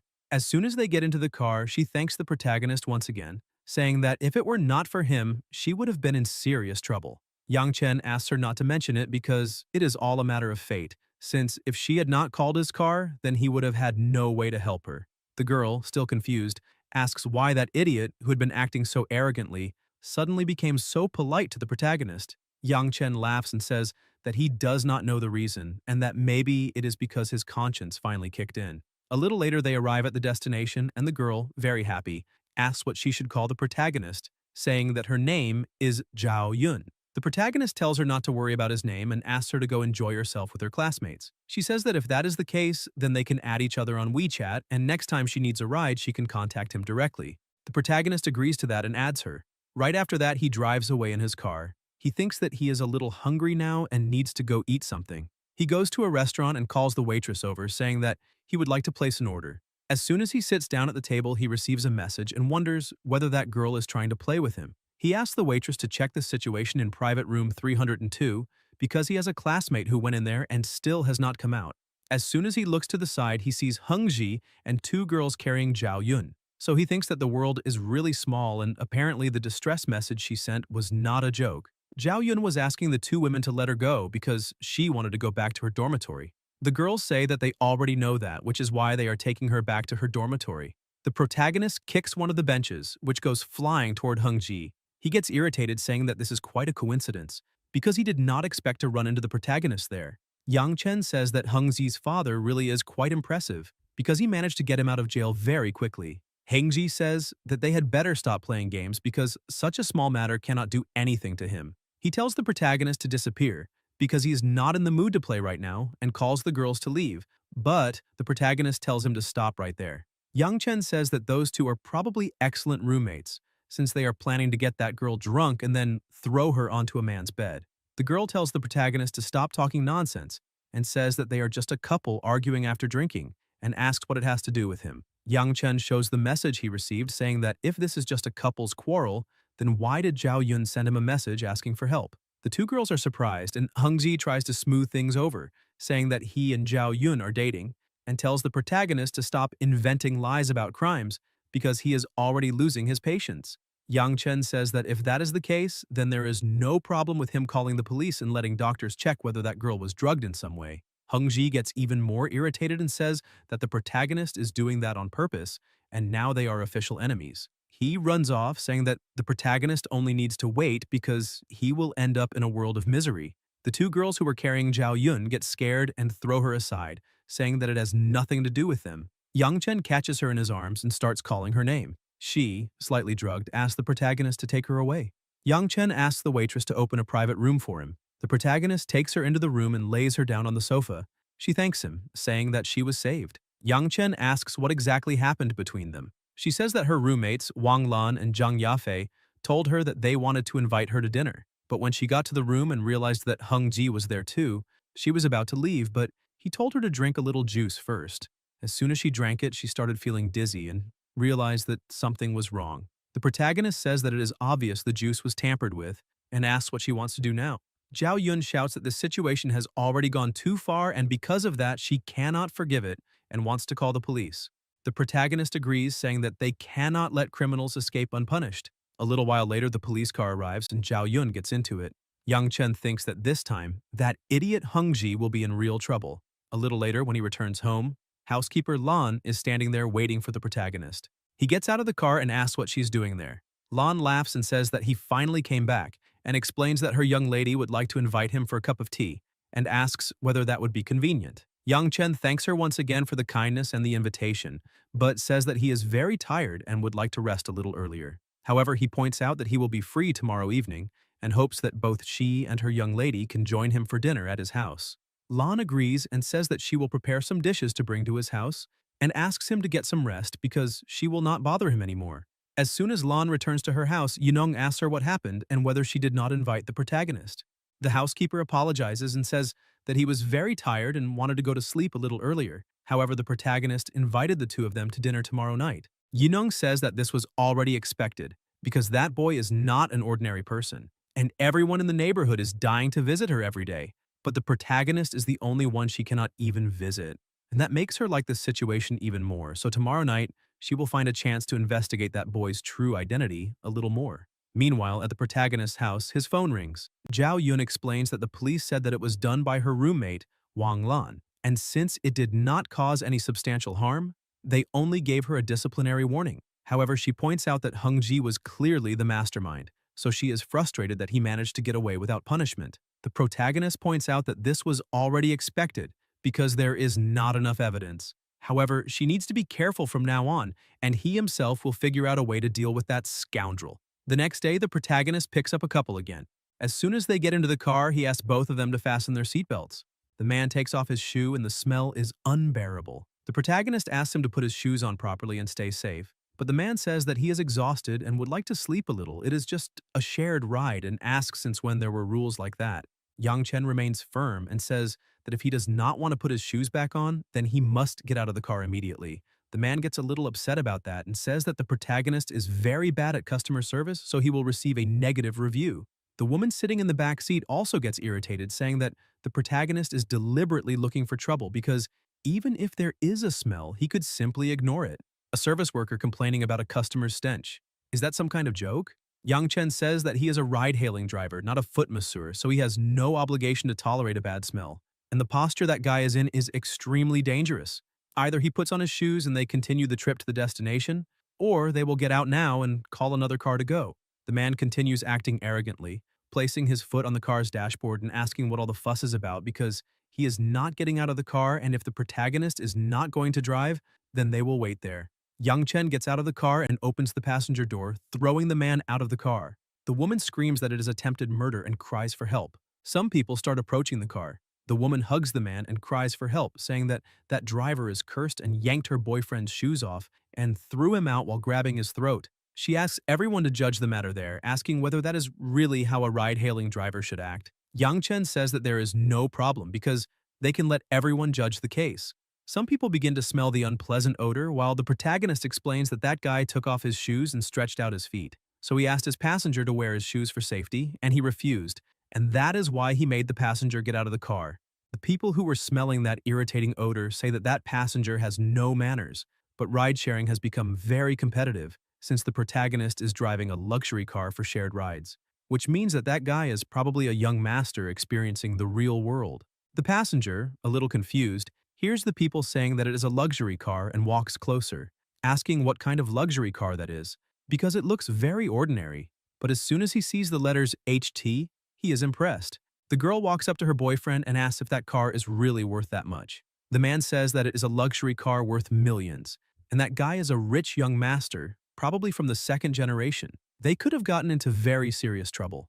The woman realizes that they really were messing with someone they should not have, and walks up to the protagonist, calling him handsome, saying that she was very sorry because she should have stopped her boyfriend a little earlier, and she asks what he thinks of the following suggestion, because to show her apology, she will let him treat her to a meal. Her boyfriend asks what that means. Yu says that she is going to invite the handsome guy to a meal and apologize to him while doing it. She asks her boyfriend to head back first because she will deal with the consequences there. The man gets irritated, asking if she is really going to do that. Yu continues acting firmly, asking if he is going to be annoying because she already told him to leave. Since he has been deliberately disobedient ever since he was a child, and that is very annoying, she does not want to get angry right there. Yu had called that man her brother, and the protagonist walks up to her saying that if the two of them really are siblings, she could pull that shoe out of the car.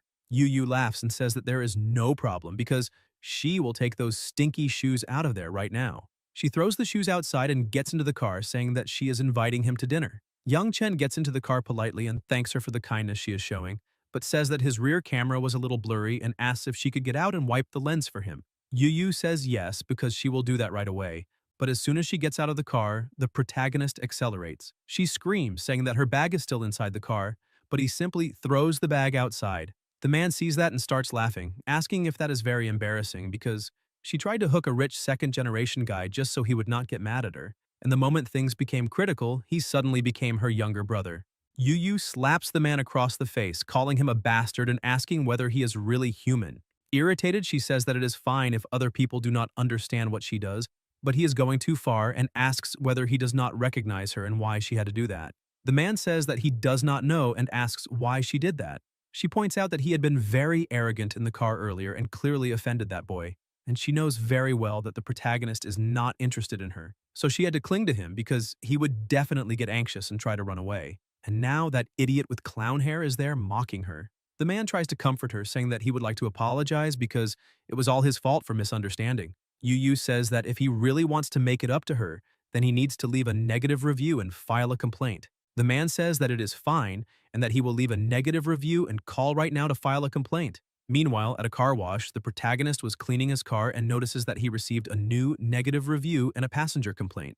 The system woman appears again, congratulating him and saying that he received a new negative review and the system reward is 32% of the net assets of Baoking Restaurant and another $5 million in cash.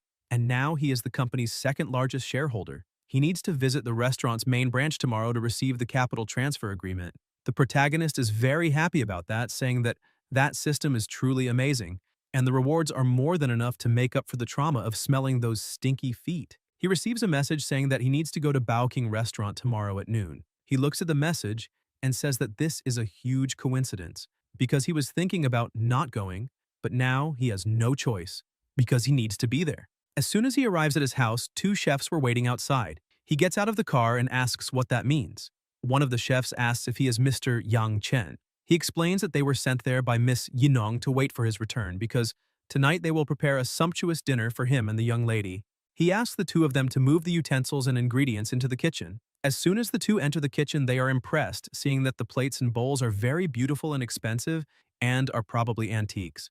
Even the kitchen knife is of high quality, and they say that a single knife like that costs 600,000. The chef tells them to be careful and not fool around so they do not cause any damage in the house.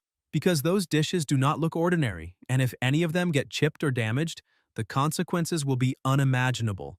Therefore, everyone must stay on maximum alert. Everyone says that they understand. One of the cooks tells his friend that anyone who can make the young lady care that much is definitely not an ordinary person. The other says that he is almost afraid to touch that gold-plated faucet, because if he scrapes off a tiny bit of gold dust, the boss will blame him for it. The protagonist opens the kitchen door and asks the chefs if they need anything else, because he can go buy it immediately. The head chef says that they do not need anything because the house is even better equipped than the kitchen where they work, so they have absolutely everything there. The chef asks the protagonist to go back to the dining room and wait a little, because they need to finish preparing the food. Yang Chen says that it is fine and apologizes for bothering them, but as soon as the protagonist leaves, he hears someone knocking on the door. As soon as he answers, he sees that it is Yinong and Lan. He welcomes them to his humble home and says that Yinong's presence makes his humble house shine with a little more life. Yinong smiles and says that it is an honor to be invited into his house. As soon as they enter, the protagonist says that he had assumed Lan would come over to make a few simple homemade dishes, because he did not expect Miss Yinong to be so meticulous and bring her own chefs to cook. Yinong says that those are the chefs from her hotel, and she just borrowed them for a day, so he does not need to mind it because they often come to cook for her anyway. Yinong looks at the works of art on the wall and thinks that if all of that is genuine, it means that each painting or piece of calligraphy is worth anywhere from several million to tens of millions, and someone capable of such extravagance must come from a family with unimaginable wealth. Yang Chen pours some wine and asks Yinong to sit at the table. As soon as she sits down at the table, she asks the protagonist what he usually likes to eat, because she hopes those dishes are to his liking. Yang Chen says that, to be honest with her, he ate very well when he was a child, but later that changed.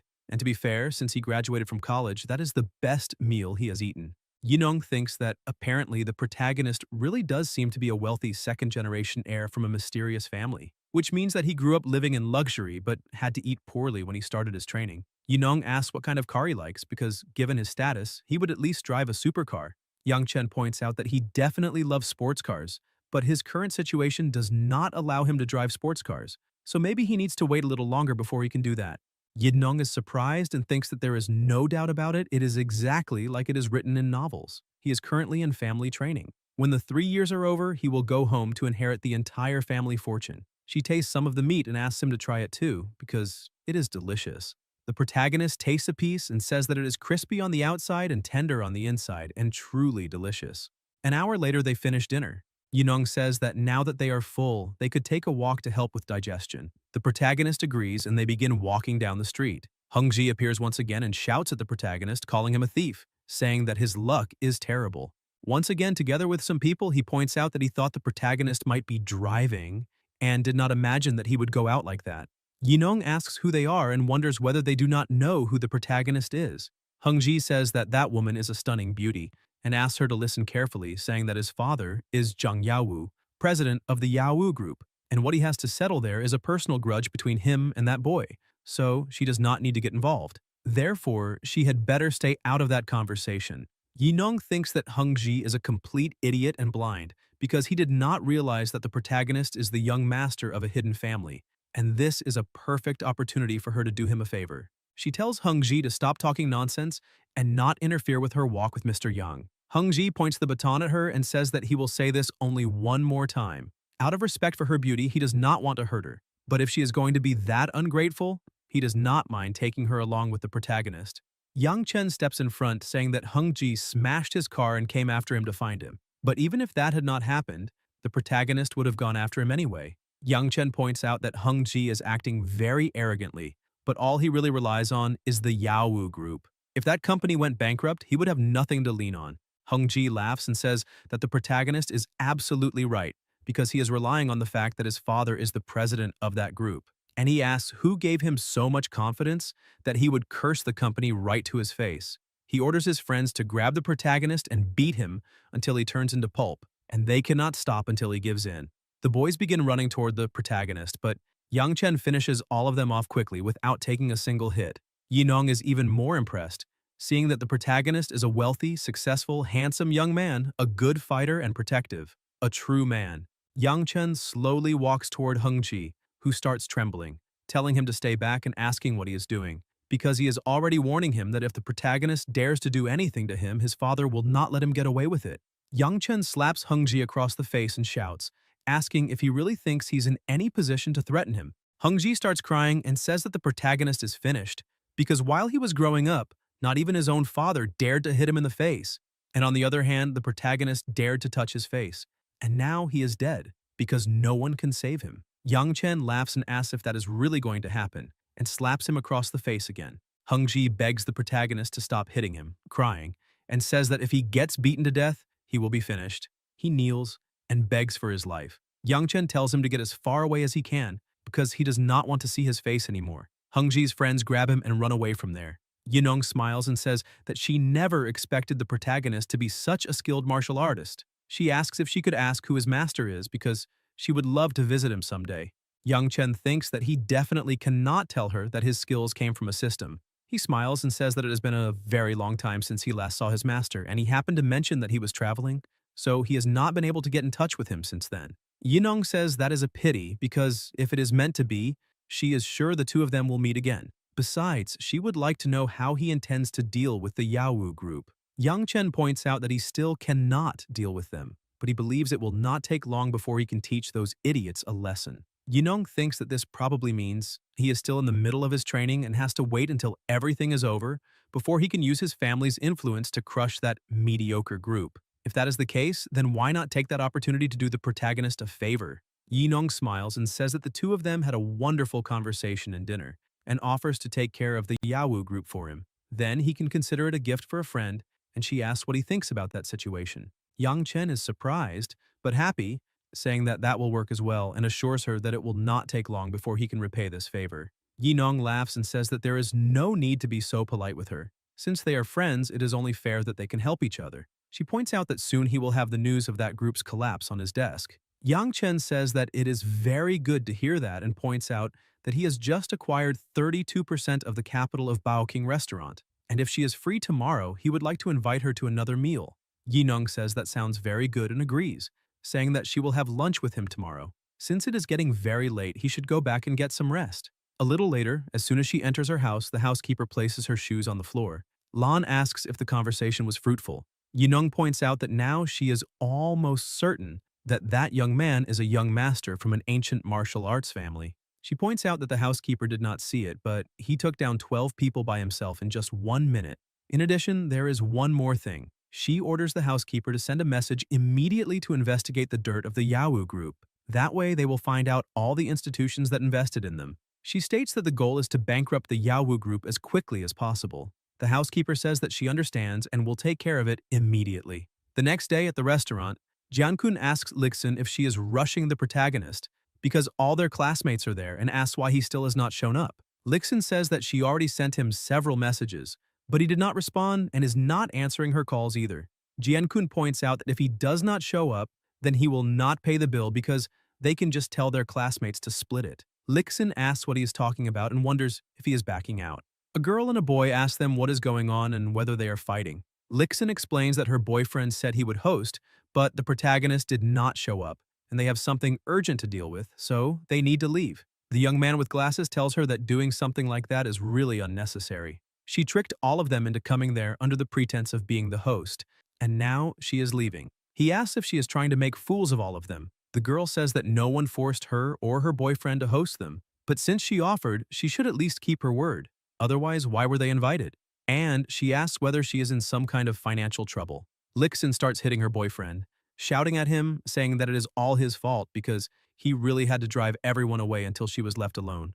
Jiankun tells her to stop and says that all those people are her classmates, not his, so why should he pay the bill for everyone? Other young people ask them to stop arguing because that is enough already, and point out that Jiankun is absolutely right. They point out that in fact they are not classmates, so he should not have attended that gathering anyway.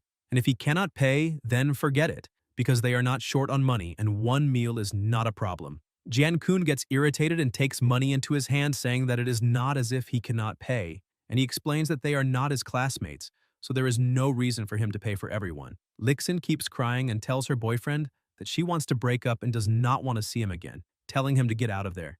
Jiankun says that is fine, but he does not want her crawling back afterward. The other man says that it is fine and asks people not to let that guy ruin the mood and asks them to go back to eating. He tells the woman that even by splitting the bill, he can guarantee that she will not regret it, because the food at that restaurant called Bao King is excellent. The woman says that it really all looks very good, but it is so expensive that after that meal, she will have to eat dirt for an entire month. The young man with glasses asks Lixin whether she already ordered the food and whether she could say roughly how much it will cost.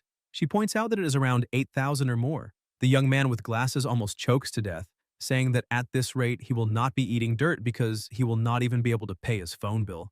He points out that she needs to lend him some money because she caused all that mess, so it is not fair for her not to help anyone. Lixin gets a little embarrassed, saying that she also does not have any money because she is currently unemployed and that is her last meal. The man who had tried extortion laughs, asking whether they are really fighting over a mere 600 yuan per person, because if they really cannot pay that, he can lend them the money. And he points out that they need to pay him back as soon as they receive their next salary. The young man with glasses gets a little happier and tells Lixin that a man like Tao is much more reliable than that idiot named Jian Kun. Suddenly, the protagonist walks in and apologizes to everyone because traffic was bad and he is a little late.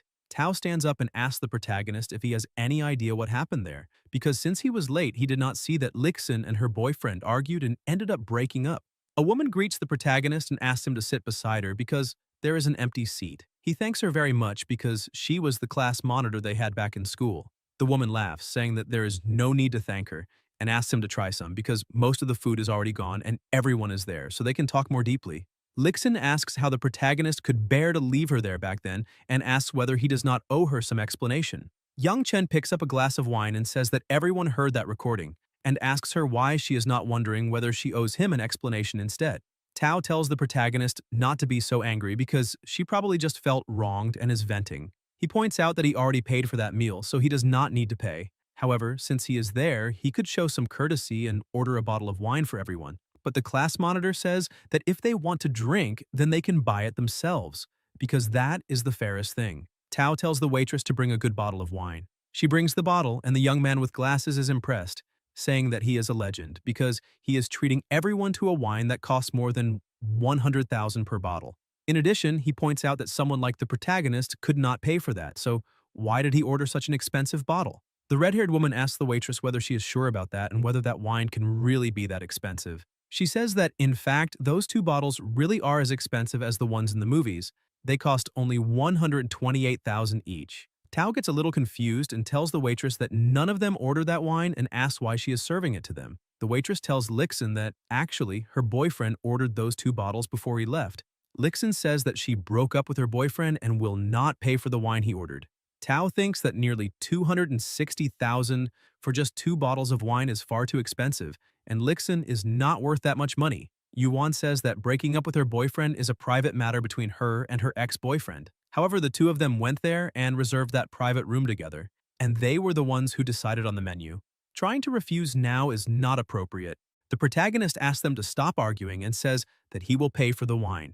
The class instructor tells him to stop playing the hero and asks how many rides he would need to drive to make enough to pay for something that expensive. She asks the waitress to take the wine back because they do not want that wine anymore, and since she is in the room, she could speak with the manager to cancel it.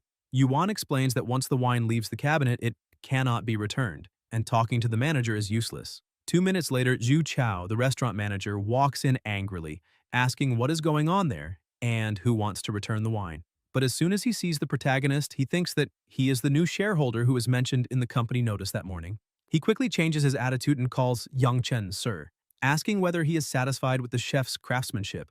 Everyone is stunned, and Lixin asks what is going on there and why the manager is being so polite to the protagonist. Yang Chen tells the manager that everything is going well, although the food is a little cold and the texture is not that pleasant. Xu Chao asks Yuan to go to the kitchen and tell them to fry a fresh batch immediately and bring 2 more bottles of that wine because they must make sure the protagonist is well taken care of. The class instructor becomes worried, saying that the manager has opened too many bottles and they have no way to pay that bill. Xu Chao laughs and says that the young lady must be joking and says that they cannot charge the bill when the protagonist is dining there because Yang Chen's presence in that place is the greatest honor they could ask for, so they are very happy to be able to serve him. Yang Chen tells the manager that he cannot say that because Tao had said that he was the one hosting everyone there, so he still needs to pay for the original meal. He asks the manager to forget the money for the wine because he will take care of everything and says that this is enough already, asking the manager to go back to what he was doing. Xu Chao says that he understands and points out that he truly hopes he can enjoy that meal very much. As soon as the manager leaves, everyone keeps staring at him, and the protagonist asks why they are staring since he is not that handsome and tells them to hurry up and eat. The class instructor asks the protagonist why the manager of Baoking restaurant is being so polite to him. The red-haired woman agrees, saying that it is as if the protagonist were his boss and he were just waiting for his orders, and asks what is going on. Yang Chen says that he thought Baoking restaurant had good prospects for the future, so he decided to buy shares.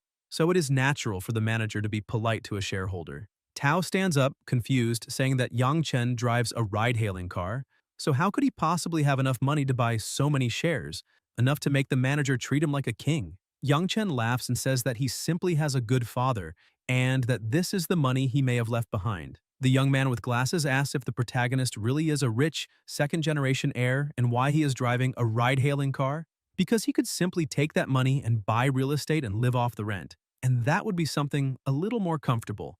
Lixin realizes what she had done and tells the protagonist that she is truly sorry and was very ignorant before and asks him not to use this influence against her. Yang Chen smiles and tells her not to act like that because he prefers when she and her boyfriend were mocking him, because she was so full of herself back then just for dating a manager. She keeps crying and apologizes, saying that she was really wrong, so she is apologizing to him and asks him not to be angry with her. Suddenly, they hear a noise from outside and the manager opens the door with Yankun all beaten up, telling the protagonist that someone brought some thugs to come after him. As soon as Jiankun sees the protagonist, he speaks to him rudely and asks what kind of relationship the two of them have. Xu Chao slaps Jiankun again, asking if he is blind and questioning how he dares bring people to the restaurant to attack the company's second-largest shareholder.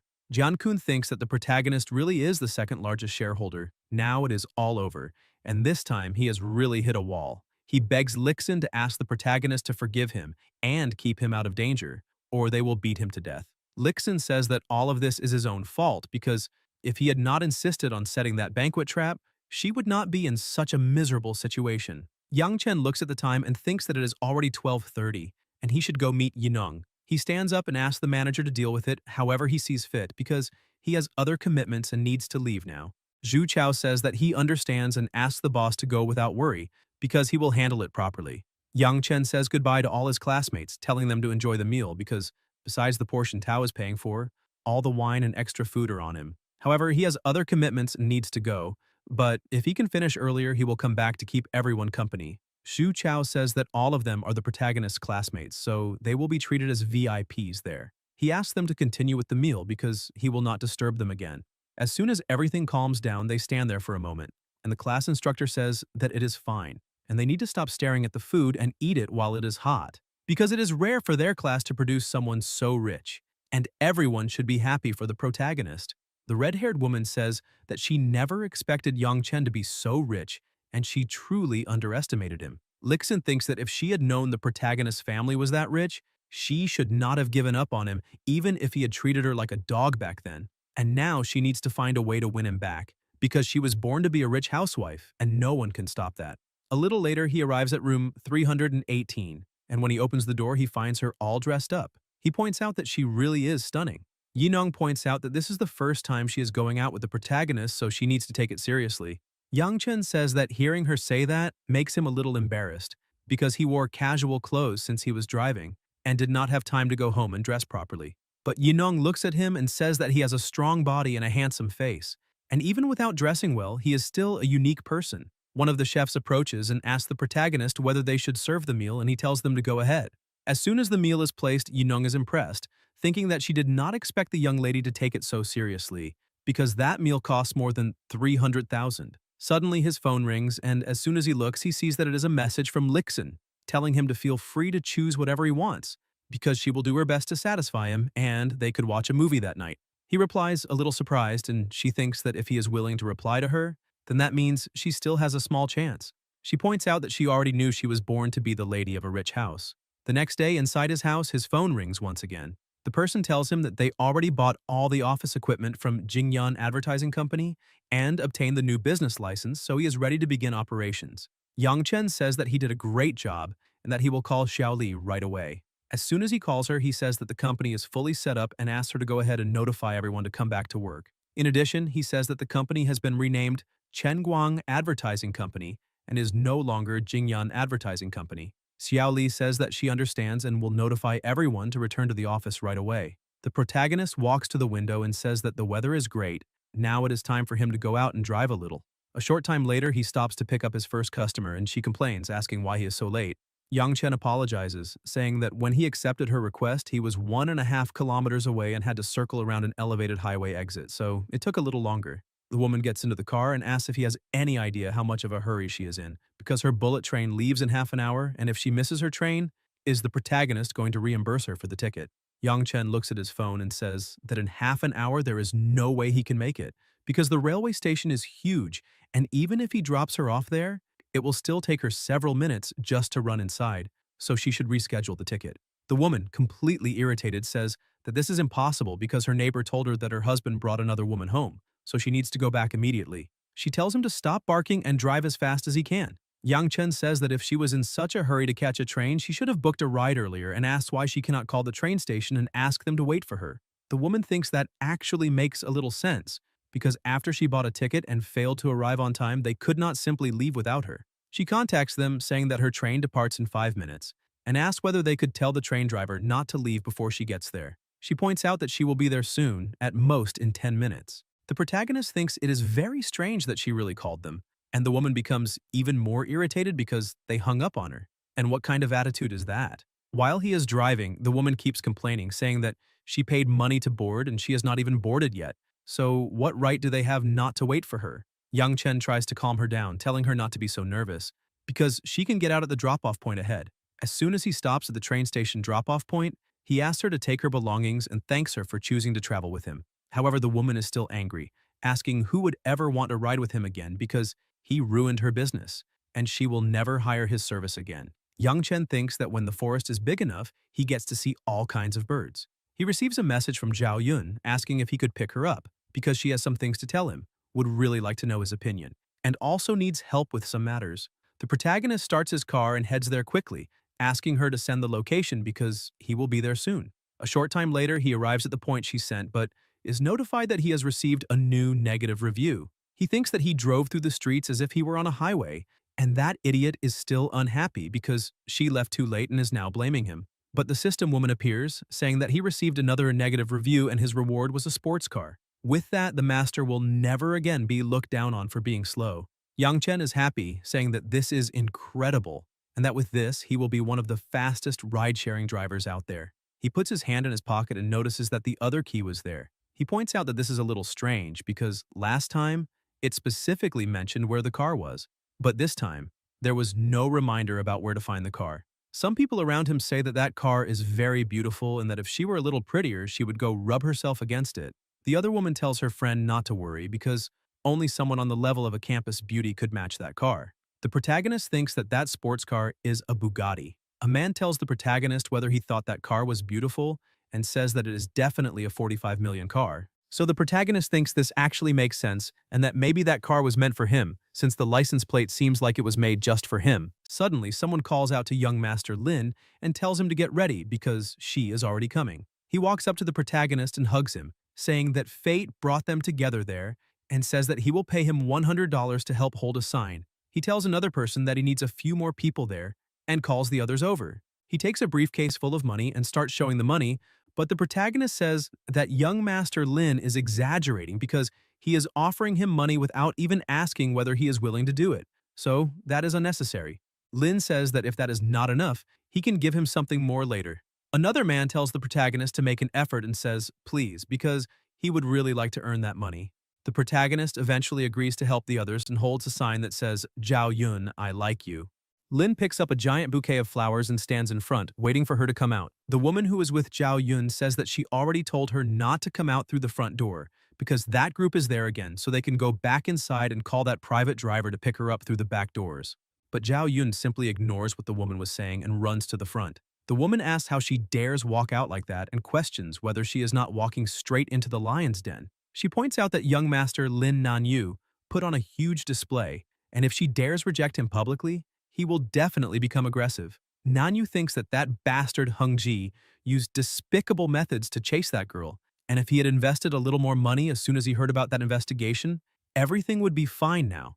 The protagonist asks the young master if he is sure that girl will like that kind of display.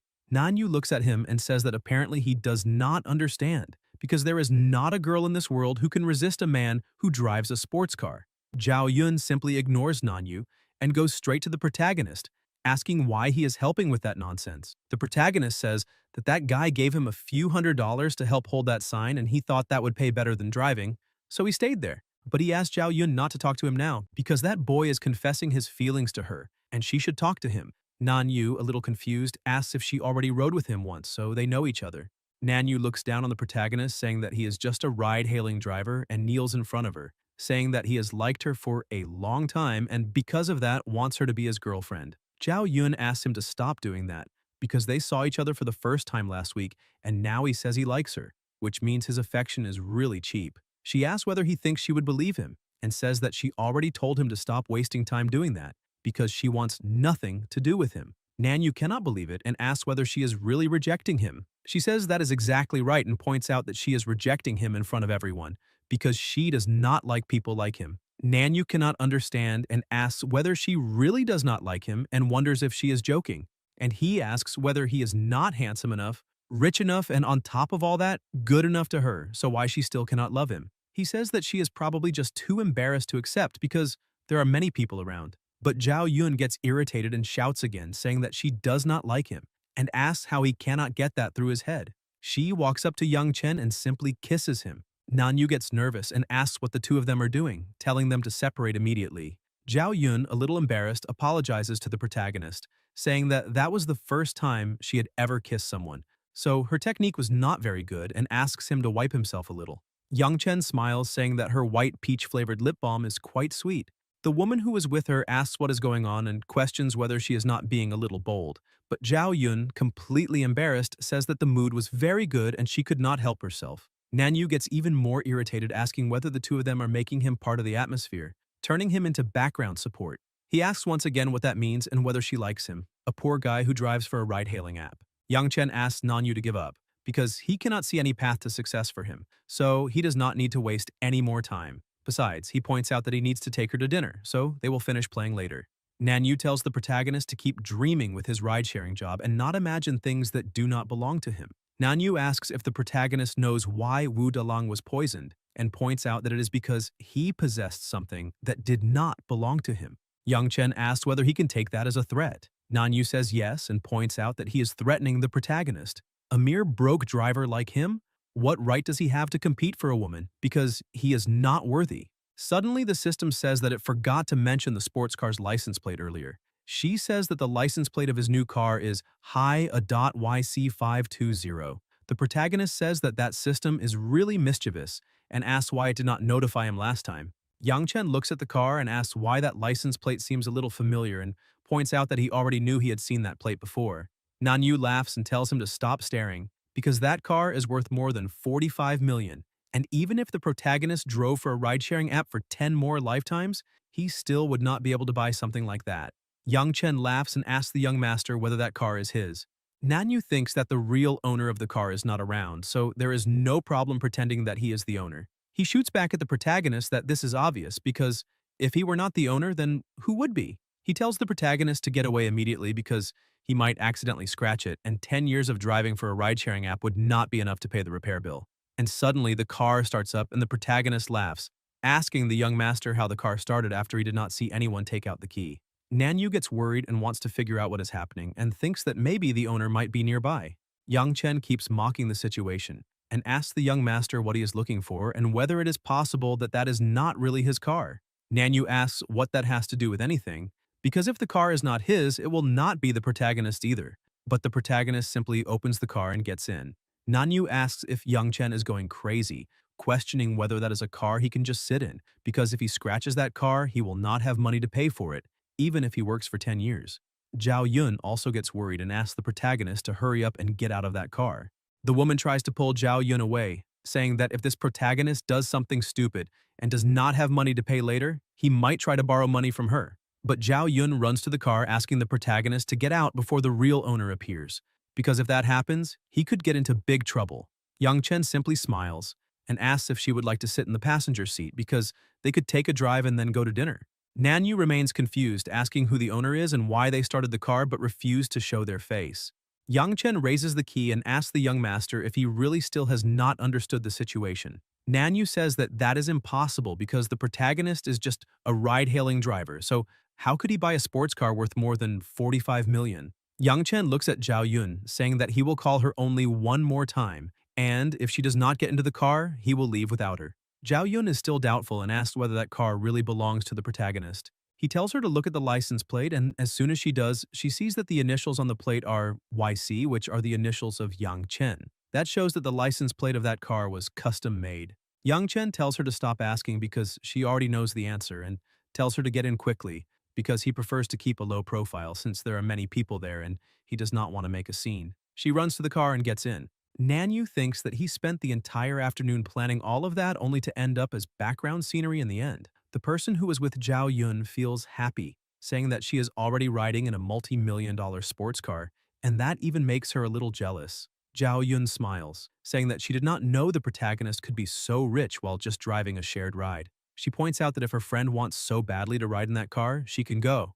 Li Yun says that she will take a taxi and follow the two of them. Zhao Yun says that does not seem right, but Li Yun insists and pushes her into the car, telling the protagonist that she is her best friend and her name is Li Yun, and asks if he could take her first so she can feel what it is like to ride in that car because they will all meet for dinner because of her.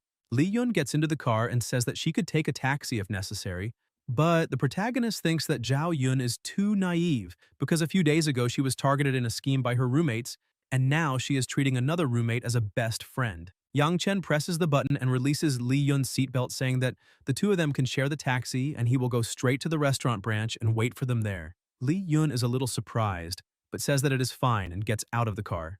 Li Yun apologizes to Zhao Yun because she did not know it would be like that, and now she also cannot ride in the car. Nanyu starts mocking again, saying that the protagonist did not even put her in his eyes and told her to take a taxi to follow them, and asks what she will do now, calling her a gold digger. Zhao Yun asks what it matters whether she is a gold digger or not, because at least there is gold for her to dig. She asks whether it is worth mentioning the trash he did in front of that car. He is left speechless and she calls a taxi to leave. Nanyu keeps thinking that that car probably does not belong to the protagonist and that he might just be a designated driver.